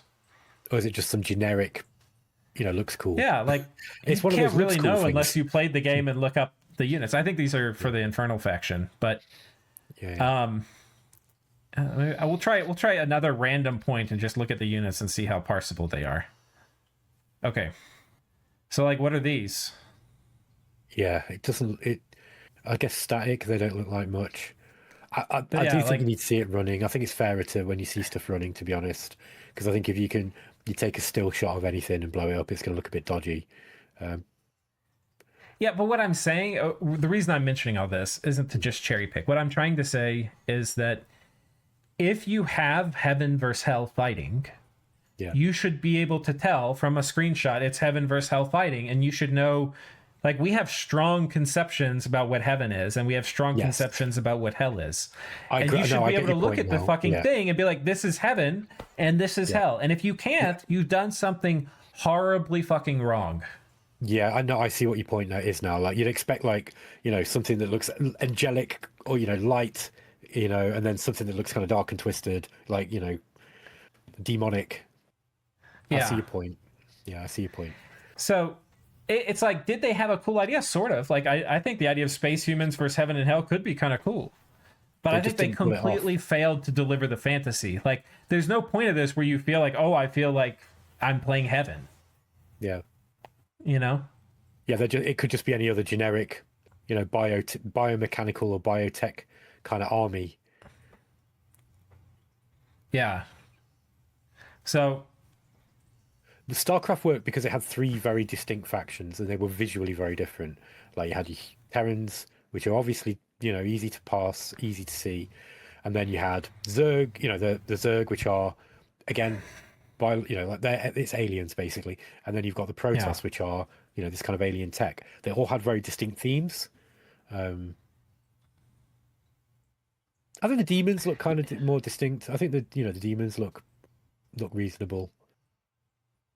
Yeah, some of them, like the ones that actually are just demons. But like, I don't know. I think the whole thing's a bit of a mess. Puzzle box building there. Look. Yeah. But I think that the thing is if you take like vibes kind of feedback, like first of all, vibes feedback can come from somebody that hasn't really played the game very much, because you don't need to play the game to pick up on the vibes. Yeah. And you're like, like they're being haters or something. It's at least in terms of the game, though, like I don't care about vibes. I'm more about gameplay. However, where vibes are important is sales. Yeah, because the sales is what's important. In this is what he's talking about. He's whinging because the game didn't sell well, and so if you've not got the vibes right, you fail partly in your marketing and partly in the presentation of the aesthetic of the game, because aesthetic is important. And like I say, I care mostly about mechanics. What will stop me from playing a game with good mechanics is if the aesthetic pisses me off. So, for example, Solium Inferno, this is a fantastic game. Like, it's a completely unique game. Very few like it, and yet I can't stand the graphics. It just puts me off. It just makes me feel like someone's insulting me. So yeah.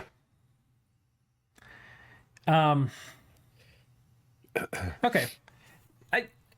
So that was kind of just looking at, did they actually have something to sell which was unique from StarCraft?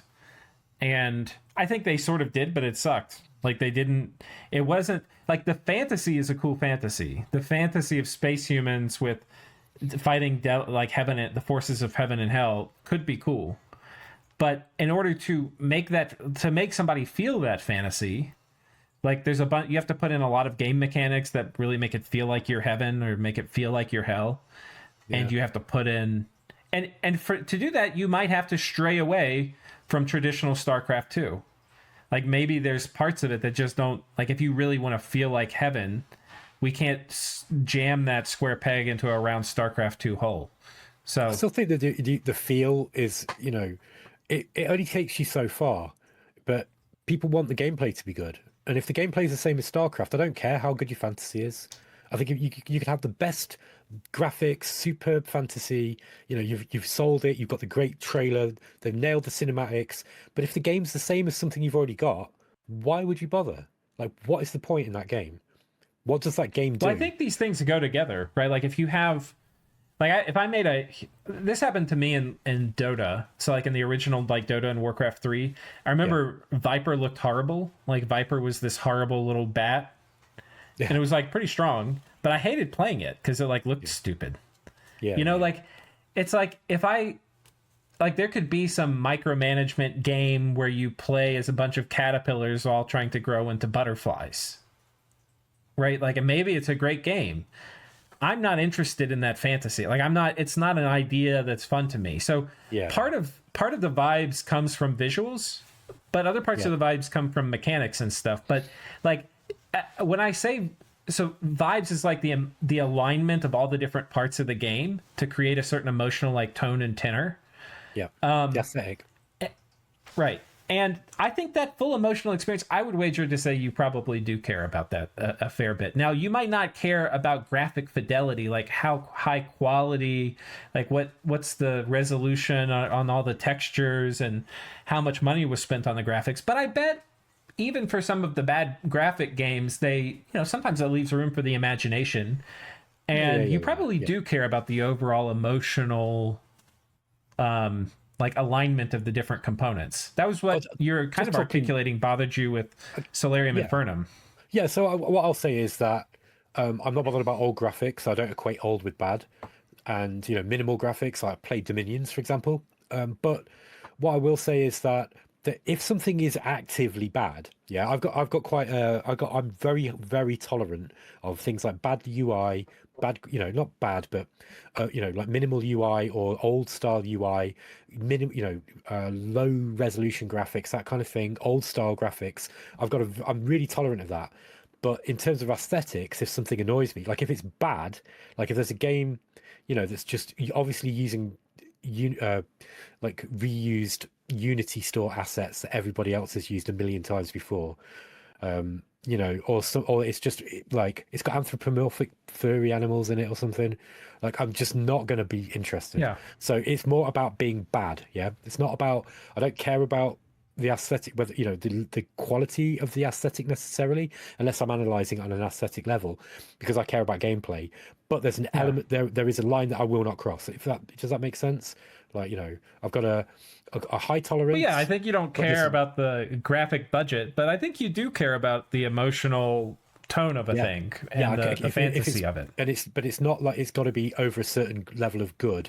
It's that it can't be bad. Yeah, it's like there are certain things I just will not do. And I think I'm not going to be the only one there. I think everybody's got their line they won't cross. The line in the sand for me is fucking anthropomorphic animals in games.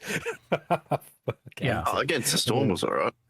Against the Storm's a good game, but I just don't like the anthropomorphic animals. Yeah, and that's why I didn't like Age of Wonders after a bit. It's just that Age of Wonders DLC policy now seems to be these are the rabbits and this one's the insects. Here's the dragons. It's like no, they had that cool vampire one. That was kind of cool, wasn't it? That was cool. The Storm Giant. I'm going to say the Giant, very good. But yeah. If you're going to give me bunny girls, I want bunny girls. Oh, not I'm going to pick back up with this text document. Sorry. From insider conversations, I do have a sense that we're experiencing some contraction in the number of AAA and AA titles that are getting funded, but at the same time, the number of single-A, AAA titles continues to surge. The UGC platforms like user-generated content platforms like Roblox continue to further cannibalize. The bottom line is that success is now harder and less predictable. Extraordinary efforts will have to go into differentiation and into marketing. Even then, there will be a greater element of luck involved than in the past, and a narrower window for success. I'm going to translate this. Hardest fucking cope I think I've read. Me too. I'm going to translate this for you. Our game's shit, and it's swimming in a sea of shit. So we didn't have enough money to make our shit game stand out from all the other shit games. It's like I don't care. Just make a good game. Like, to stop making excuses. Can you imagine saying this in 2025 too? Because it's like, if he had said this back in like 2023 or something, it would have made sense. 2025, we've been seeing AAA titles, like huge studios, fucking sinking despite pumping millions into advertising. Yeah. Like, if only we had enough advertising. No, if only you had a good game. Yeah. Like. It is cope. You're This dead right. whole piece, this is the biggest cope. It's like, I know there's some specific problems about our game, but I don't want to talk about them. Looking at the broader industry trends, it's hard to make a game. Capital is hard to get. You got $35 million to make a game. Like, that's a ton of money. It's funny, isn't it? Because he's like, there's loads of games that just like commercially fail when they're actually really good games. All right, name one. Name me one. He would have been better never making a single one of those trailers. Each of those trailers he spent like at least he probably spent $200,000 to $500,000 on, because it's like some third party making it for you. And I think is that how much you can make doing that? Oh yeah, dude, easy. I mean, there's a lot that goes into it to have all the graphical assets and stuff, the voice acting. Oh no, I do it for a job. Okay. Well, yeah, but you're not. No, you don't do the 3D cinematic trailers for a job. You're without I'm just being using silly. the game engine. There's a lot that goes into it. There is, I know. No, but that money was wasted. It made the game worse because it was a fantasy and like vibes that their core audience didn't want or like. But they maybe had to do that kind of, let's call it the virtue signaling, in order to get their funding. It might be a conspiracy theory on my part, but it's often, they kind of need to, especially if they want those Metacritic scores, or they need to get funding I'm sure there's some people who I'm sure have those sort of values or whatever when they're looking to invest. Most of the time, they just investors want to make money. Like, they just want you to be making a good game in a good genre that's going to produce money. Apart from the ESG stuff, which was around at this time. So, yeah, maybe. Yeah. It's an Go on. Yeah. It's an extremely challenging time to be an indie studio. They're not really indie. They're sort of technically indie, but if you've got $35 million in other people's money, you're not really indie. I don't think you can call yourself an indie studio once you go over like 50 staff. I'm sorry. I just think that's... I don't think that's an indie... I think an indie studio is like 15, 20 people max. I think when you start getting over that, you're into AA. I don't know. Maybe that's just the way I would... I'm not going to give you the indie game pass if you've got 50, 60 staff members. I'm sorry. And, it doesn't matter whether you're an indie game developer or AA or AAA game. Make a good game. That's the point. Make the game. Make it good. Yeah. This next post, I don't think we'll read all of, but the core argument is that there's 4 pillars they tried to provide: campaign, competitive, co-op, and custom, with extended social play. And they basically are making the argument that early access reflected a substantial amount of work by nature of spreading the team thin across a very large surface area. The surface area here being trying to make a campaign, competitive, co-op, and custom. Every single mode fell short of... to consciously straddle the tastes of both existing players and a broader new audience. That's also the problem. Yeah, this is a code word for trying to make the game woke. It's basically what it... No, this is the modern audience. The modern audience. Well, it is, but it's also... I think it's also, because... Okay, I'm going to tell you something. The RTS audience is hard, yeah? They're difficult. They're a difficult crowd. They're way worse than 4X, the 4X crowd to please, if that's even possible, because they simultaneously want the same games that they've played since 1998, and they want it to be completely new, and that is a difficult circle to square, I tell you. So if he just come out and been honest and go, RTS crowd's really hard to please, and so we failed because we didn't accurately straddle the tastes of the existing market and a broader audience, that would have been honest. No. I think this is code for women. Existing audience men, broader audience women. I'm not kidding. I'm actually not kidding about this. Okay, but I think when you look at the trailer, it has 2 female leads. There was the removed blue Frost girl or whatever, right? Yeah. The aesthetic is lacking any testosterone, right? Yeah. The violence, like, there's no damage, there's no, like, it's horrible. Like, there's no testosterone in the whole thing. And the thing is women don't really like that kind of violence. Like watching tanks get squished doesn't make most. I mean, first of all, men and women, you know, there's many varieties of each of us. There's people in between. There's a bunch of things, right? But broadly speaking, watching tanks get stepped on by ultralisks isn't what makes the majority of females' hearts flutter. Yeah. But when a man watches it, they think, ooh. I don't know if this is what was going on, but just to address it, if it is, if that's what that means, you can kind of count the number of female RTS players, you know, on two hands. And I don't mean like there are loads of women who play, because I work with women who play RTS games, because you know they're working on the RTS games we're making and stuff. So it's not that there are no women, but they are, compared to the male audience, a minority, like absolute, like 99. Like I look at the audience figures on my YouTube channel, and I play 4X mostly and complicated strategy games. I think it's like 99.999. I get there's like 2 women who watch my channel. Yeah. Like 2 out of 10,000. So it's really small, and that's not being mean. It's just been. It's not like I'm not trying to be rude or, you know, misogynistic or anything. It's just facts. There's just not that many. It's facts.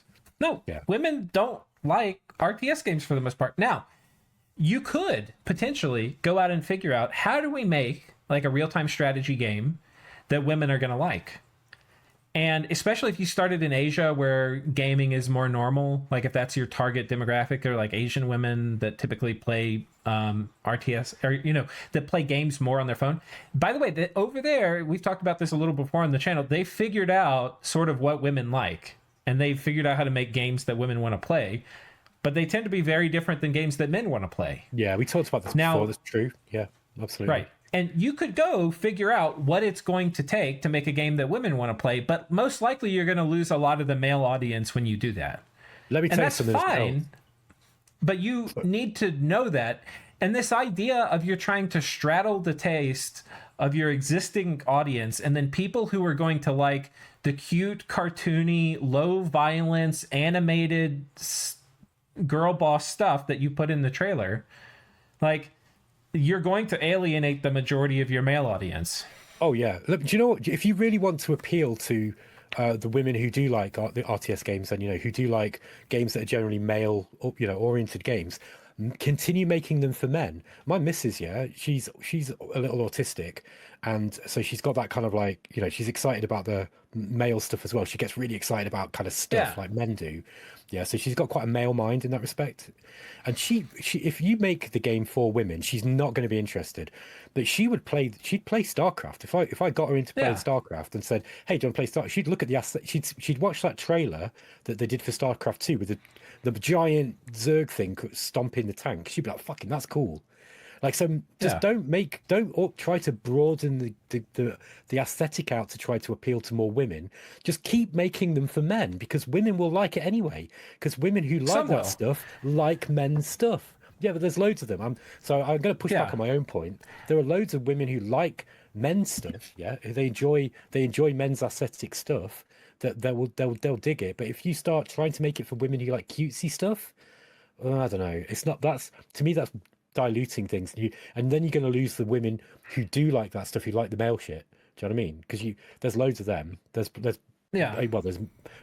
say that the majority, if you look at the demographics, I'm going to guess that the vast majority of women who play RTS are probably in my missus's category, where they like men's stuff, and they think it's cool because they like the, you know, oh wow, look at that massive monsters stomping things. Do you know what I mean? They just they get a kick out of that. So I think it's just not understanding how women work. And some of it too, if we look at back, this is like the early part of the trailer, or not trailer, like early game, or early in their development. It's like kind of bright, and then by the time you get to like the current version, they've made it a lot darker. So they have been moving towards that, but it's like they didn't know it at the start, and they sort of had to figure it out. Sure, you've got girls. What are they like? You know, do they like this kind of stuff? I don't know about the stomping on tanks things. I think they'd appreciate the artistic side of it. You know, the animation and the the flashy things. Like, well, my eldest, she's a teenager, and she likes stuff like went to go see that new Avatar movie. Yeah. And it's got all its whole thing is it's got crazy 3D tech and explosions and crap like that. So I think they're into it. Maybe not necessarily from looking at it in the same way as we do, but yeah, I think they like it. Yeah, we could do a whole episode on Avatar, I think, because Avatar is one of the few franchises, I think, that, and like James Cameron did this masterfully. He figured out how to put in just enough to appeal to men and just enough to appeal to women, and made something, because this is actually one of the big differences between cinema, like movies, and video games. Cinema, you go to with your partner. So to make a good movie, you want something that you and your spouse can go to together. Yeah. Video games, you play with yourself and your friends. And therefore, there's no need to have like half of the stuff is good for women, half of the stuff is good for men. But if you look at Avatar, there's a ton of stuff in there about relationships and falling apart and betrayals and love and romance. And, like that's a huge part of it. It's not just like all fighting aliens or something, Yeah. Exactly. But they put a balance in. But, you can, by the way, if we're talking about aesthetics that are aimed for, the different sexes. Look at you can make kind of action films, for example, which is traditionally like a more male oriented genre, but you can make it cool to women, like Kill Bill. I know loads of women who fucking love Kill Bill, and because it's super stylish and it's got a main female kind of character, or like what was that? Is it Atomic Blonde or something? Do you remember that? Like it's like a spy film with some woman, a bit of a girl boss character again. But again, my missus, she likes stuff like that because she's still a woman, even though she likes kind of men's stuff. So I think there are ways of marketing games at women, but you need to understand the kind of woman, because not all women women are very different, right? And you got girly girls and you got like sort of more masculine girls, and then there's a big spectrum in between of possible taste. So if like, just to go back to that, if they are, or I think you're right here, Lucid, because the full sentence is, and by trying to straddle the tastes of the existing audience and the broader audience, the aesthetic also failed to resonate. Yeah, don't aim your aesthetic, in a like a kid's, or in a sort of like. No, if you have a studio that's 50% men and 50% women, but your audience for this type of genre like game is 99 or 98% men, then when it comes to matters of taste, the men and women should not have equal voice in terms of, oh, I like the cute animated graphics, let's go with that. This violence is gross, like let's not put, like, that's too gross, let's not do that, like, ew. No, like I mean I think you should have equal voice in general, right? But like, if you're trying to make a game to resonate with like a 98% male audience, you just failed. Anyway. You failed at understanding your audience. That's what that is. Yeah, you've completely failed. Yeah, it's like if you're doing, like, I don't know. I mean, there's so many ways you could take like male themes and put them into female shows and just make it horrible. Like,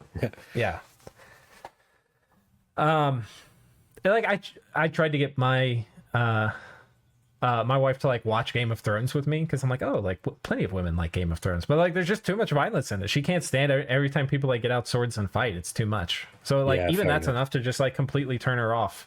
Yeah, really? Mine's obsessed with Game of Thrones. She's rewatching. Yeah, my missus loved it. You can't say it to her though, because she gets upset about the awful last season. She's like, just don't mention Game of Thrones. Yeah, no, like Game of Thrones has a lot of stuff in it for men and women. That's why I thought she'd like it. But my point was just like, some things like the violence, right, are so much of a turnoff that like people can't stand it in their game. Like the same way for you're saying like some kind of like aesthetics in a game, like really you don't like. Yeah, like the stupid cartoony stuff in this trailer.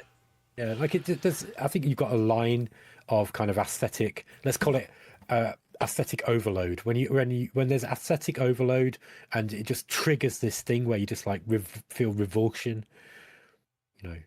Like I loved Age of Wonders Planetfall, but goddamn the furry really annoyed me. Yeah. Okay, so let's continue with this post here. So Would the game outcome have been different with a smaller surface area? Would the outcome have been different focusing on just the existing audience? The short answer is yes, but it's not clear to the extent that would have been a winning strategy either. Other recent releases with smaller surface area who's focused on existing audience produced about 10 to 25 million in gross revenue, according to Gamealytic. That's a better outcome than Stormgate, but still that's far short of the bar. 10 to 25. I bet they didn't make 10 to 25 million on that game. I expect they made something like minus 40 million. What do you reckon? Oh, on which one? Stormgate. Stormgate must have made about minus 40 million. So even 10 to 25 million, if they'd have only spent, like if they'd have aimed it at an audience that they actually wanted, who wanted that game, and did all the things right for that, then they'd at least come out with a non-negative number. You'd have hoped, right? So that's just cope. I'm sorry. I mean, if you're only going to make 25 million, you can't spend 35. Yeah. So, but I don't think 25 is by any means the cap. I think if you had like a good thing and people wanted to play it and it was fun, if you played the tutorial, you're like walking around. It's like a point and click. You A move to different points and then it's over and you're like, yay, and you're just following instructions and like shitty cutscenes and dialogue. It's bad,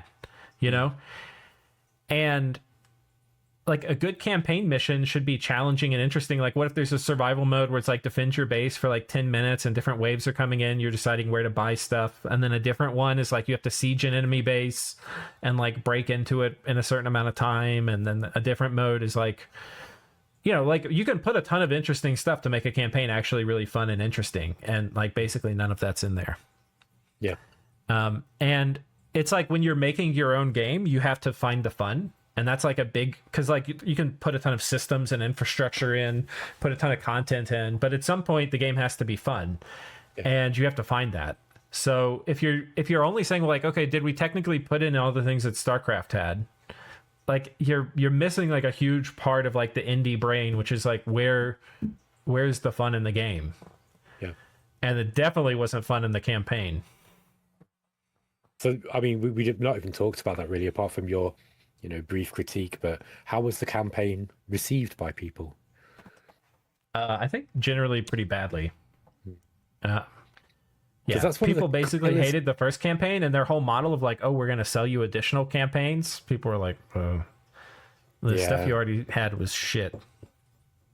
I'm getting so sick of games as a service, I'm telling you. I will say the paid campaign seemed to have been received a lot better than the free one, which makes sense because, like if you want to put all your effort behind the paid content, I guess. But just looking at the Steam reviews of it before, I think the one that was paid, it was mostly positive or very positive. I can't remember which one now, but yeah, like the main game is mixed, and then the paid campaign is a lot more positive. So the few people who stuck around to continue playing upvoted it. That's what I'm hearing. Yeah, so it's mostly positive, 76%. Yeah, so the Chapter 0 missions 1 to 3 are free, and then missions 4 to 12 are the paid one. Oh, first one's free, guys. It's like, we're trying to get you into a drug habit, but like the original drugs are like laced with plastic or something. Overpriced but good campaign. Or it's like weed laced with bug spray or some shit like that. If you're going to make a game rely on an internet connection, like the reviews are fairly positive, but how many? Yeah, there's 21 reviews, so there's, fuck all really. Yeah, like the people that actually stuck around are like, yeah, this is all right, but yeah, it's a very small amount of the player base actually stuck around that long. So this whole thing was basically like saying the scope was maybe too big, and that if they had just focused on doing like, maybe they forgot about co-op, or competitive, and they just tried to do like campaign and co-op, maybe it would have been better. Which is probably true. I think if anything, you can always release competitive like multiplayer later, but you can't if there's not a good single player component. Then, because like here's the thing with competitive. is that as soon as there's not enough people to build a lobby, your game's dead. But if you have a good single player thing, like the game can stay alive for whenever, and then whenever you release competitive, you can do like a big announcement for it, and it'll jump up. But you kind of, like, as you'd say, Lucid, you kind of on the clock then, because campaign doesn't last forever. How many times how many times did you play the Starcraft campaign? Brilliant though it was. Like, twice? Yeah, maybe? well, you want user-generated content, replayable stuff, like you can get the commander mode with skirmish. Yeah. But something I noticed with this as well, there's a couple of these reviews on this campaign that are complaining about it. It's always online, even if you're only playing the campaign or, offline content. And that's a real pain in the ass, because, like, if their servers go down, you're screwed anyway, whether you're playing single player or not. Yeah. Okay, so this is his third post on LinkedIn. I think there's like 8 in total. We're obviously not going to go through them all. But one thing I wanted to hit on here, he was a little disheartened that there were negative feedback or negative headlines from his previous post, where he was saying that people were saying that he blamed gamers. Yeah, which he did. Which he's never doing outright. It's like subliminally in there, that like it's implicit. Yeah. It's like it's our fault, it failed, but when you look at it, it's really the problem is elsewhere. It's the environment, it's gamers' expectations, it's there have been many valid criticism of Stormgate's early access, but the bottom line is that the release was undercooked. Before this gets construed as deflecting. No, there was a thing we've not talked about yet, by the way, which was that there was a bit of a bait and switch with the Kickstarter as well. That it was supposed to be they said that it was going to be fully funded to release until release on the Kickstarter, yeah, and then they quietly modified it later so that to actually mean it was going to be funded until early access only. So backers they actually believed that they were going to get a finished game, and they switched it out, and then they paywalled off one of the heroes, so a $10 hero voiced by Simu Liu. Appeared in the shop despite the Kickstarter promising all year 0 heroes to backers. So they basically took some stuff back as well. It's like, they sold they sold a bunch of features and then we're like, oh, actually no. But then they tried to obscure it. So it wasn't just that, it was an undercooked release. It was that they fucking cheated people. True. Before this gets construed as deflecting, the reasons are my responsibility. Scope, which I covered last week, right? This is doing both co-op, competitive, campaign, and custom. And velocity, and the progress didn't happen quickly enough, particularly for the campaign. And finally, funding, that I failed to raise enough capital to provide the team more time.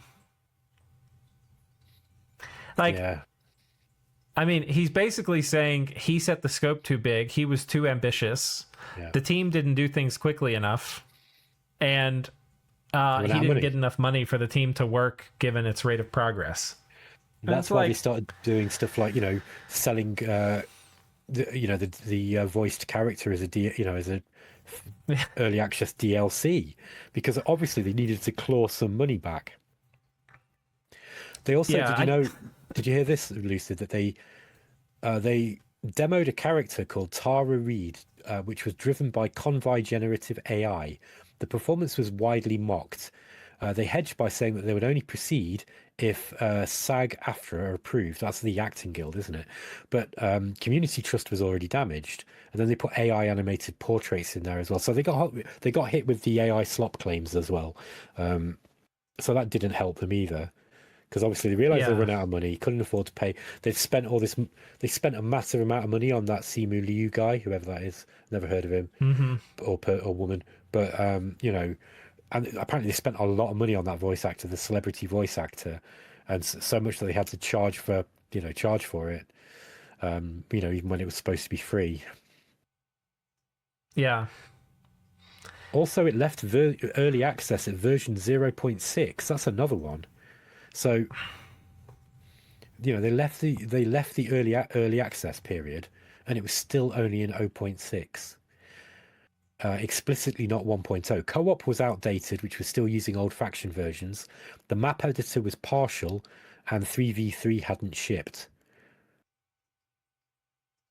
After they got criticized for this, Frost Giants stopped using version numbers entirely, switching to code names like Necrolite or Ornithopter.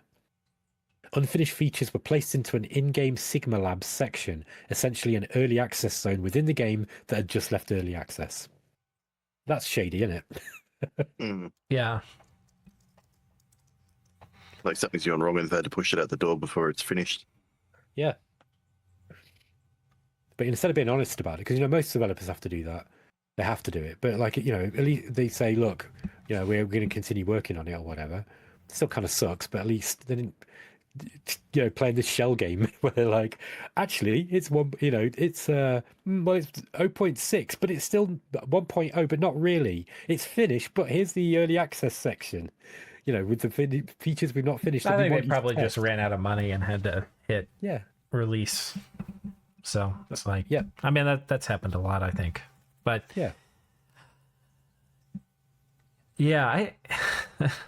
think it's interesting because I think to me, this is not a game that people got a little excited about because people liked StarCraft 2. Yeah. But then ever since people saw what was actually being cooked, like nobody's really been clamoring for more. I mean, not nobody, but not many people. And I think part of the core reason for this is like the fantasy as envisioned by this studio for like what this game is or could be is not something that resonates with people. It's not something that people want more of. The art direction, the style, the like fantasy of being whatever this heaven and hell faction are, these are not compelling things that people want to spend their free time doing, I think is what basically has been answered. So, and then I think they misspent most of the money they had is the other big thing. So I to me, that's sort of the summary. And it's interesting because I think Tim did this huge deep dive and most of these decisions were his and he fucked them all up. And he doesn't acknowledge them really at all. He's just saying like, oh, it was undercooked. We needed more money. The market conditions are tough and it's hard to make a good game. And it's like, no, like actually the fantasy of your game you failed to deliver on. Nobody's clamoring for more. It's not just like technical bugs and glitches. Like people don't care about this. They're still working on it then. I think right now what they're trying to, this speculation, but I think they're just trying to like find somebody to buy the engine. Yeah. And if they can't sell the engine, then maybe they can find somebody to get them to take the engine that they've already made and get them to develop a game for them. Yeah, maybe. There's another thing that you can do. It might be that they've made a lot of assets. Sometimes the assets can be worth something if someone buys it. I don't know. We'll see. I mean, you put them on the Unreal and Unity store. We'll see if they sell. I don't know. Yeah. But should we wrap up, guys? I think we should. Oh god, there's one more thing I was going to talk about. Yeah, I'll just mention it in case y'all want to come look at it, but afterwards. But basically, to make a good campaign and to make good custom maps, you need a good map editor. This is why, like, a lot of making a good game is actually making good tools to make a good game. Absolutely, yeah. And there's some funny points in this. This might be a funny thing to close out on. So the guy, I've got the video silenced. I think it's here. Let me make sure I have it at the right point. At some point, he's going to start painting. Maybe it's here. Oh, yeah. So here, he's using his map editor tool. Look at him. And then it clicks forward. Did you see that? Yeah. I'll do it again in case you missed it. I saw it, yeah. And then they have a shitty tool. They have a shitty fucking tool. And it's like, this is not how you want to be editing the game, you know? And like, you need, like, if you ever used the Warcraft 3 map editor, it was so powerful. You could do so much stuff with it. Like, all the, like, Starcraft and Warcraft had super duper good custom map editors. Yeah. And you need that map editor for your own team to make a good campaign. If you don't have a really, really fucking good map editor, forget about having a good campaign. So anyway, this is the origin of the campaign sucking. Yeah. With the Warhammer one, I remember even as a teenager when it came out, knowing absolutely nothing about modding, I just made like a super basic map to muck around with. It was very easy to use and very powerful. Yep. Yeah. There's like a what? Oh, I can't talk about that actually. NDA. Sorry. I was like, It's redacted. Yeah, I'm gonna have to redact that one. Hey, look, he's trying to do the water here, and the water's all shitty. So imagine you put in water. Look at this bit about doing water. Oh, we need to put water in, so we put the water tiles down. I mean, it's all they're all the same, but and then he's having to do this to get there's all this fucking jank here with this water tile still. Yeah, it's not. Doesn't look like a good this is a that. bad editor. This is the sort of stuff and this was probably released pretty late. Like this was probably 2023 or 2022. 2024. This is what I'm talking about when I'm saying like he's not talking about the real reason this failed, and that's because he didn't do things in the right order with the right people. You need to have this done and in a good state before you have your people working on the campaign. Absolutely, because otherwise you're just struggling, and you know what? That's demoralizing for a staff member. If you've got to use a shitty editor to make it's just not fun, is it? Yeah. You know, I've been using a scenario editor for Ashes of the Singularity 2 in order to make my videos, and the scenario editor is great. So because it's so great, it's fun to do. Do you know what I mean? And I'm like, really looking forward to seeing what I can set up here and create all these cool things. So if you've got good tools to work with, it's actually inspiring for you when you're working. Whereas if if you're like, everything's built out of lemon juice and spit, it's just useless. All right, so closing thoughts. Let's do that. What do y'all think? I think it's hilarious. Yeah, I don't know. I mean, I don't like to take the piss out of companies that do shit like this, but it's like it seems quite clear that they were over ambitious on what they could do, and didn't have the. I don't know if they didn't have the budget. I don't know if I don't know enough about that, but appeared to not maybe have the talent or the collective ability to make it. And then when people have started noticing the cracks, rather than I don't know, scale back or acknowledge it or something. I don't know. They've attempted to cover it up, and then it's just gotten, as with a lot of these things do, it's just gotten worse and worse and worse until it couldn't be covered up, and then it's just completely shit the bed, and the whole project's basically collapsed once everybody's realized, like, hey, there's something going on. Because I remember when this first came out on Kickstarter, I was half considering backing it, and then there was something about looking through the blurb on the campaign or whatever. I was like, I don't know, I'll sort of wait and see. And yeah, I'm actually feeling pretty vindicated by that right now. Yeah, so, they almost got you. Money. They almost got you. Yeah. I think, look, if you're going to make a game on, sorry, Sean, go ahead.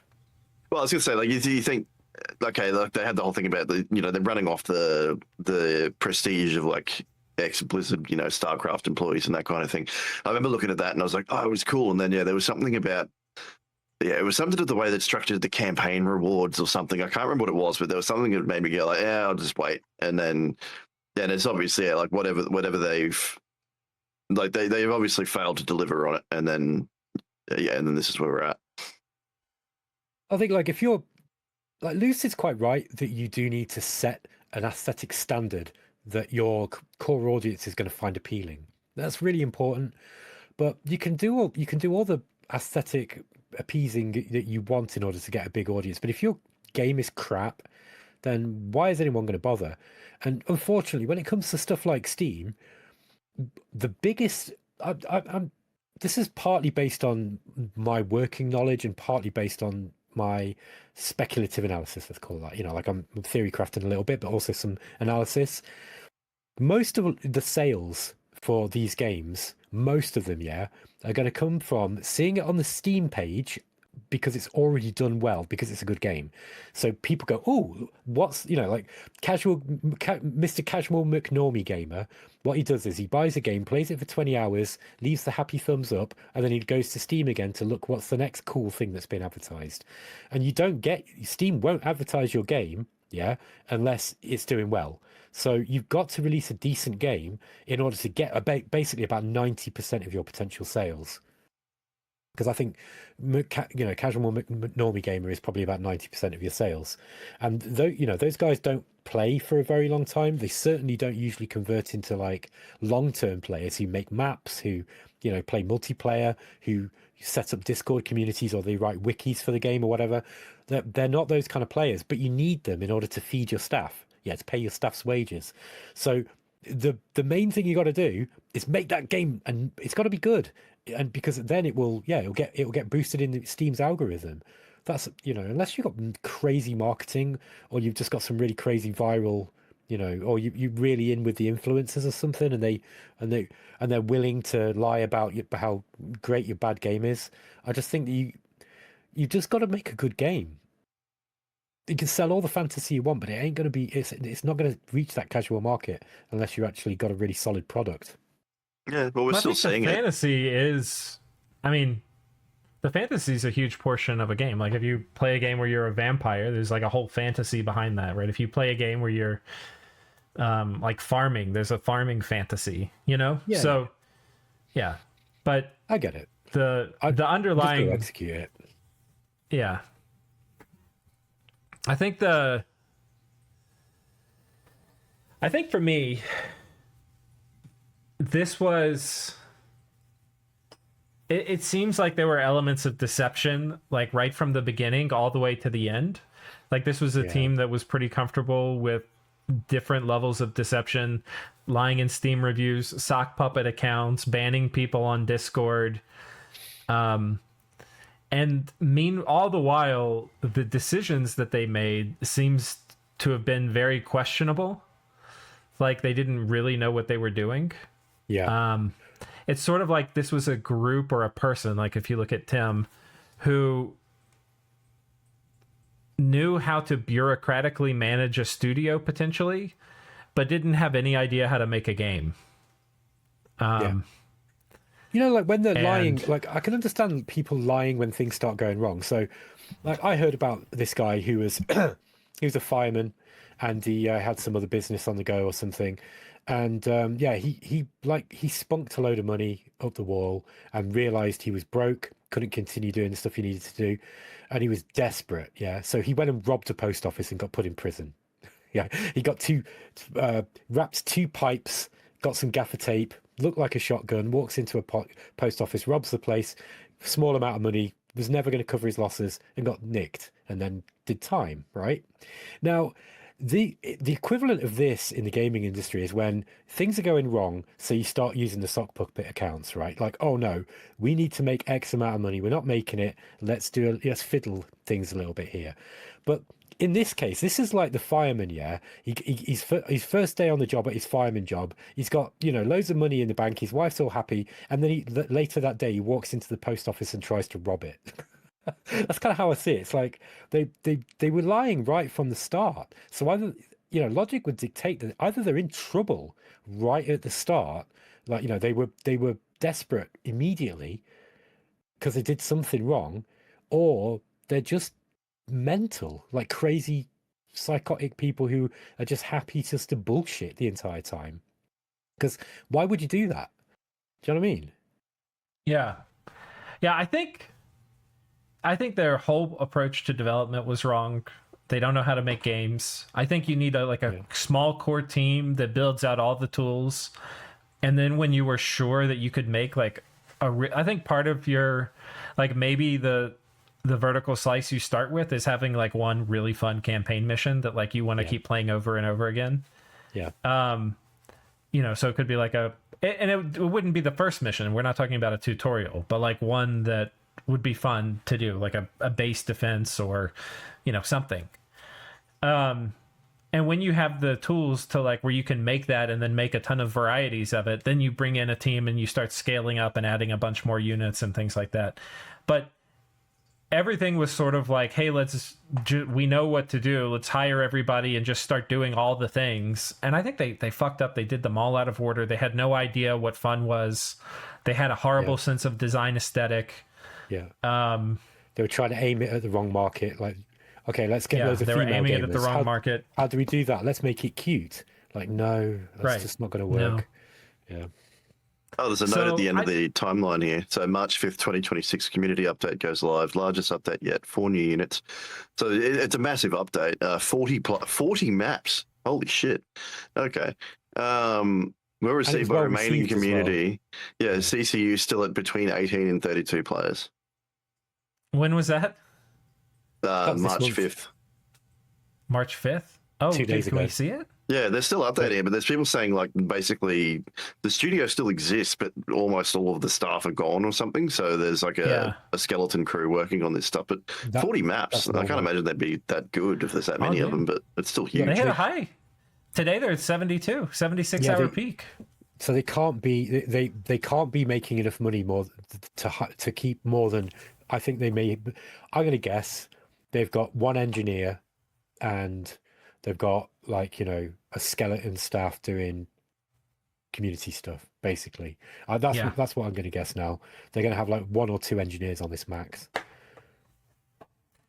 So I think my main takeaway is this guy doesn't have any idea why his game failed, and that's probably why nobody should give him money to make another game. I think that's what I would say.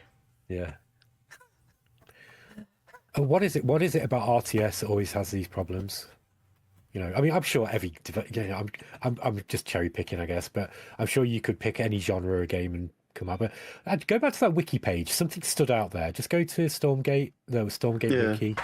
Well, it's not just RTS either. I mean, we've even seeing current day. You know, you've got Concord, Highguard, that kind of thing. It's just they get stuck in this. Well, I mean, specifically talking about the Highguard thing because it's recent. They get stuck in their own echo chamber where they think that they are making something really good, and they only take on the positive feedback, and then it comes out and it flops, and they get this massive shock because they're like, "Well, hang on a minute, we thought this was really good," and get really defensive about it because up until that point, everyone's been telling them it's good, and then the market just goes, "No, like it's just not," and then if they can't pivot, then they're dead. And that seems to be kind of what's happened here.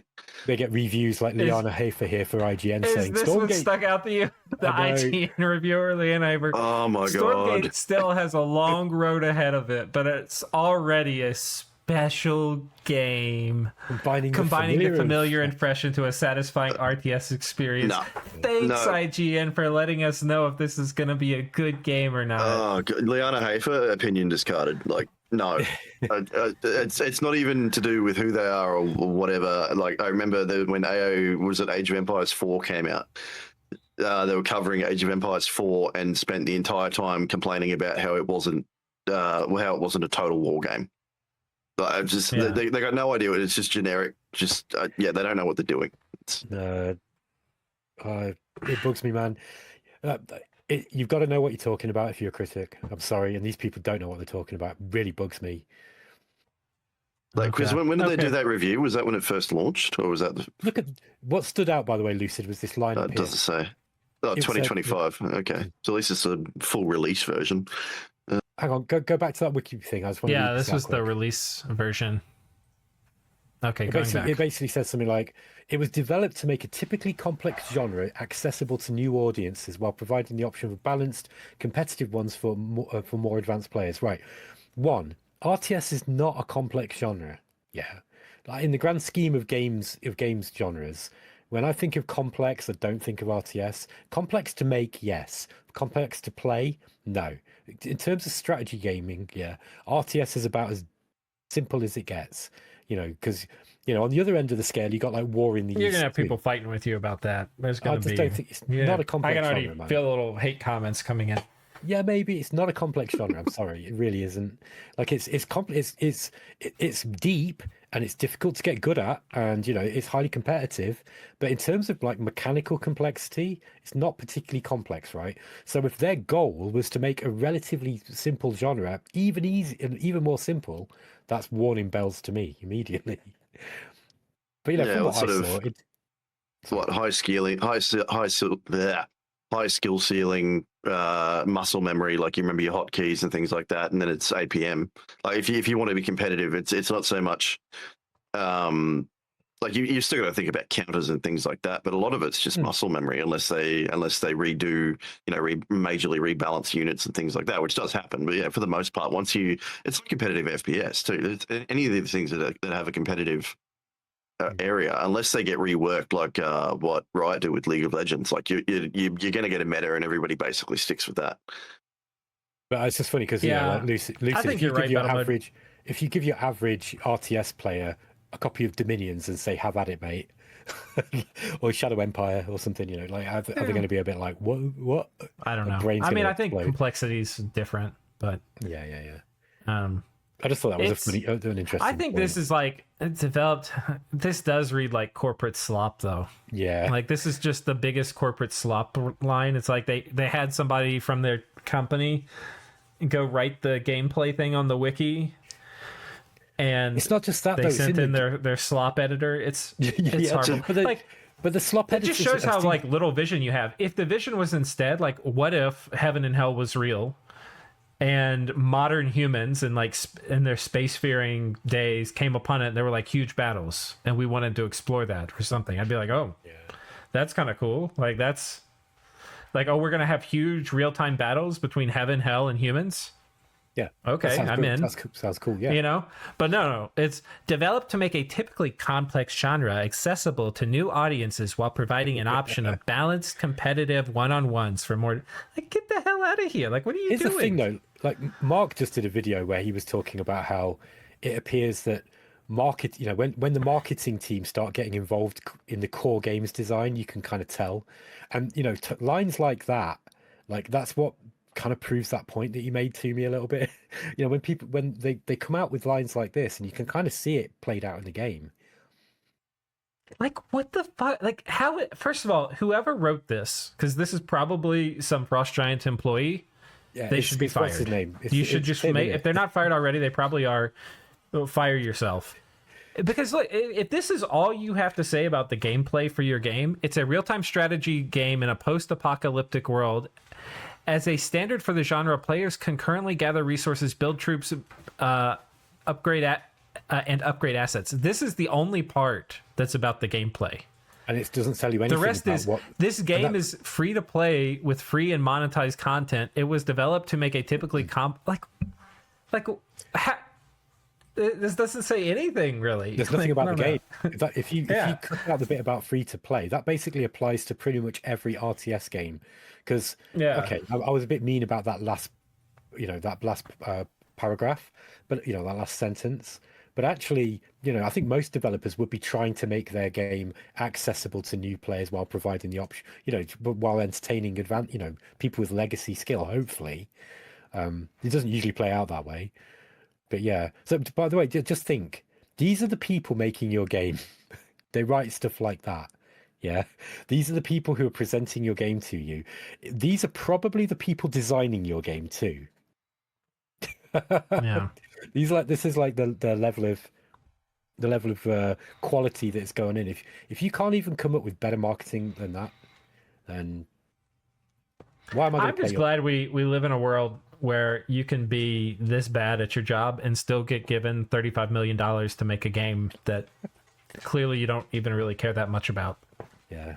I mean, maybe he does, but I just like, if this is what you're going to write for the game, maybe I'm not being fair. Tim probably didn't write this, but it's like an intern or something. Yeah. Like who? Yeah. Anyway, because the thing is with wiki articles is that anybody can edit them. Like there was that whole thing with what was it, Assassin's Creed, with the protagonist, where there were like different people jumping on the article and editing it, going back and forth about like the history of samurai and stuff.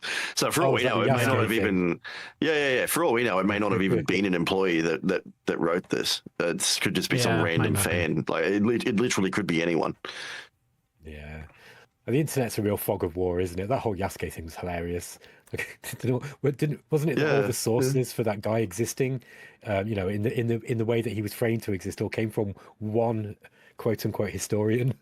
Like a discredited historian. But yeah, like there was this whole thing about the Wikipedia article basically turned into this war zone where they had people who had different opinions on it, were just editing the article back and forth, trying to correct over each other's writing. So this is why schools. Well, this is why schools don't. I don't know if whatever it is now, but schools used to be like, you can't use Wikipedia as a source because anybody can edit it, and it could be anything. Yeah. It's not a standard gameplay section. Ridiculous game. Yeah, It makes me want to go and play Starcraft 2 though. I've never played that much, so I've never played it. So I need to go and play Starcraft 2. You've never played Starcraft 2? No, what? I never bothered. I went off for RTS for years, man, and like I've been in 4X land for about 12 years. So at best I'd be playing Total War. It's only in recent last couple of years really I got back into RTS, and we're making them at work now and stuff as well. So I guess I'm playing more of them. If you want to, at some point, I don't have the Blizzard launcher, but they have like this. We're talking about with the co-op stuff. They have that commander mode where you can have your own character and then have your Terran faction or whatever. Should get into that. That'd be cool. Yeah, I'm up for that. I actually bought Starcraft Reforged and been playing that, and I had real good fun with that because that was a blast from the past. And then I like the original Warcraft games. I've got those on there as well. Warcraft 1 and 2. They're old, but they're fun. So I think I like RTS as a genre. It's really, really good fun, man. Yeah. All right. Anyway, I'll hop off in a minute. Yeah, let's wrap this up, guys. So I hope you enjoyed that. It was a little bit of a deep dive into the fiasco of Stormgate and the way that it was received, and some of the perceived issues that were going on, in the company. Hey, sorry, the recording cut out there. But thank you guys for watching, and we'll see you in the next one. Cheers.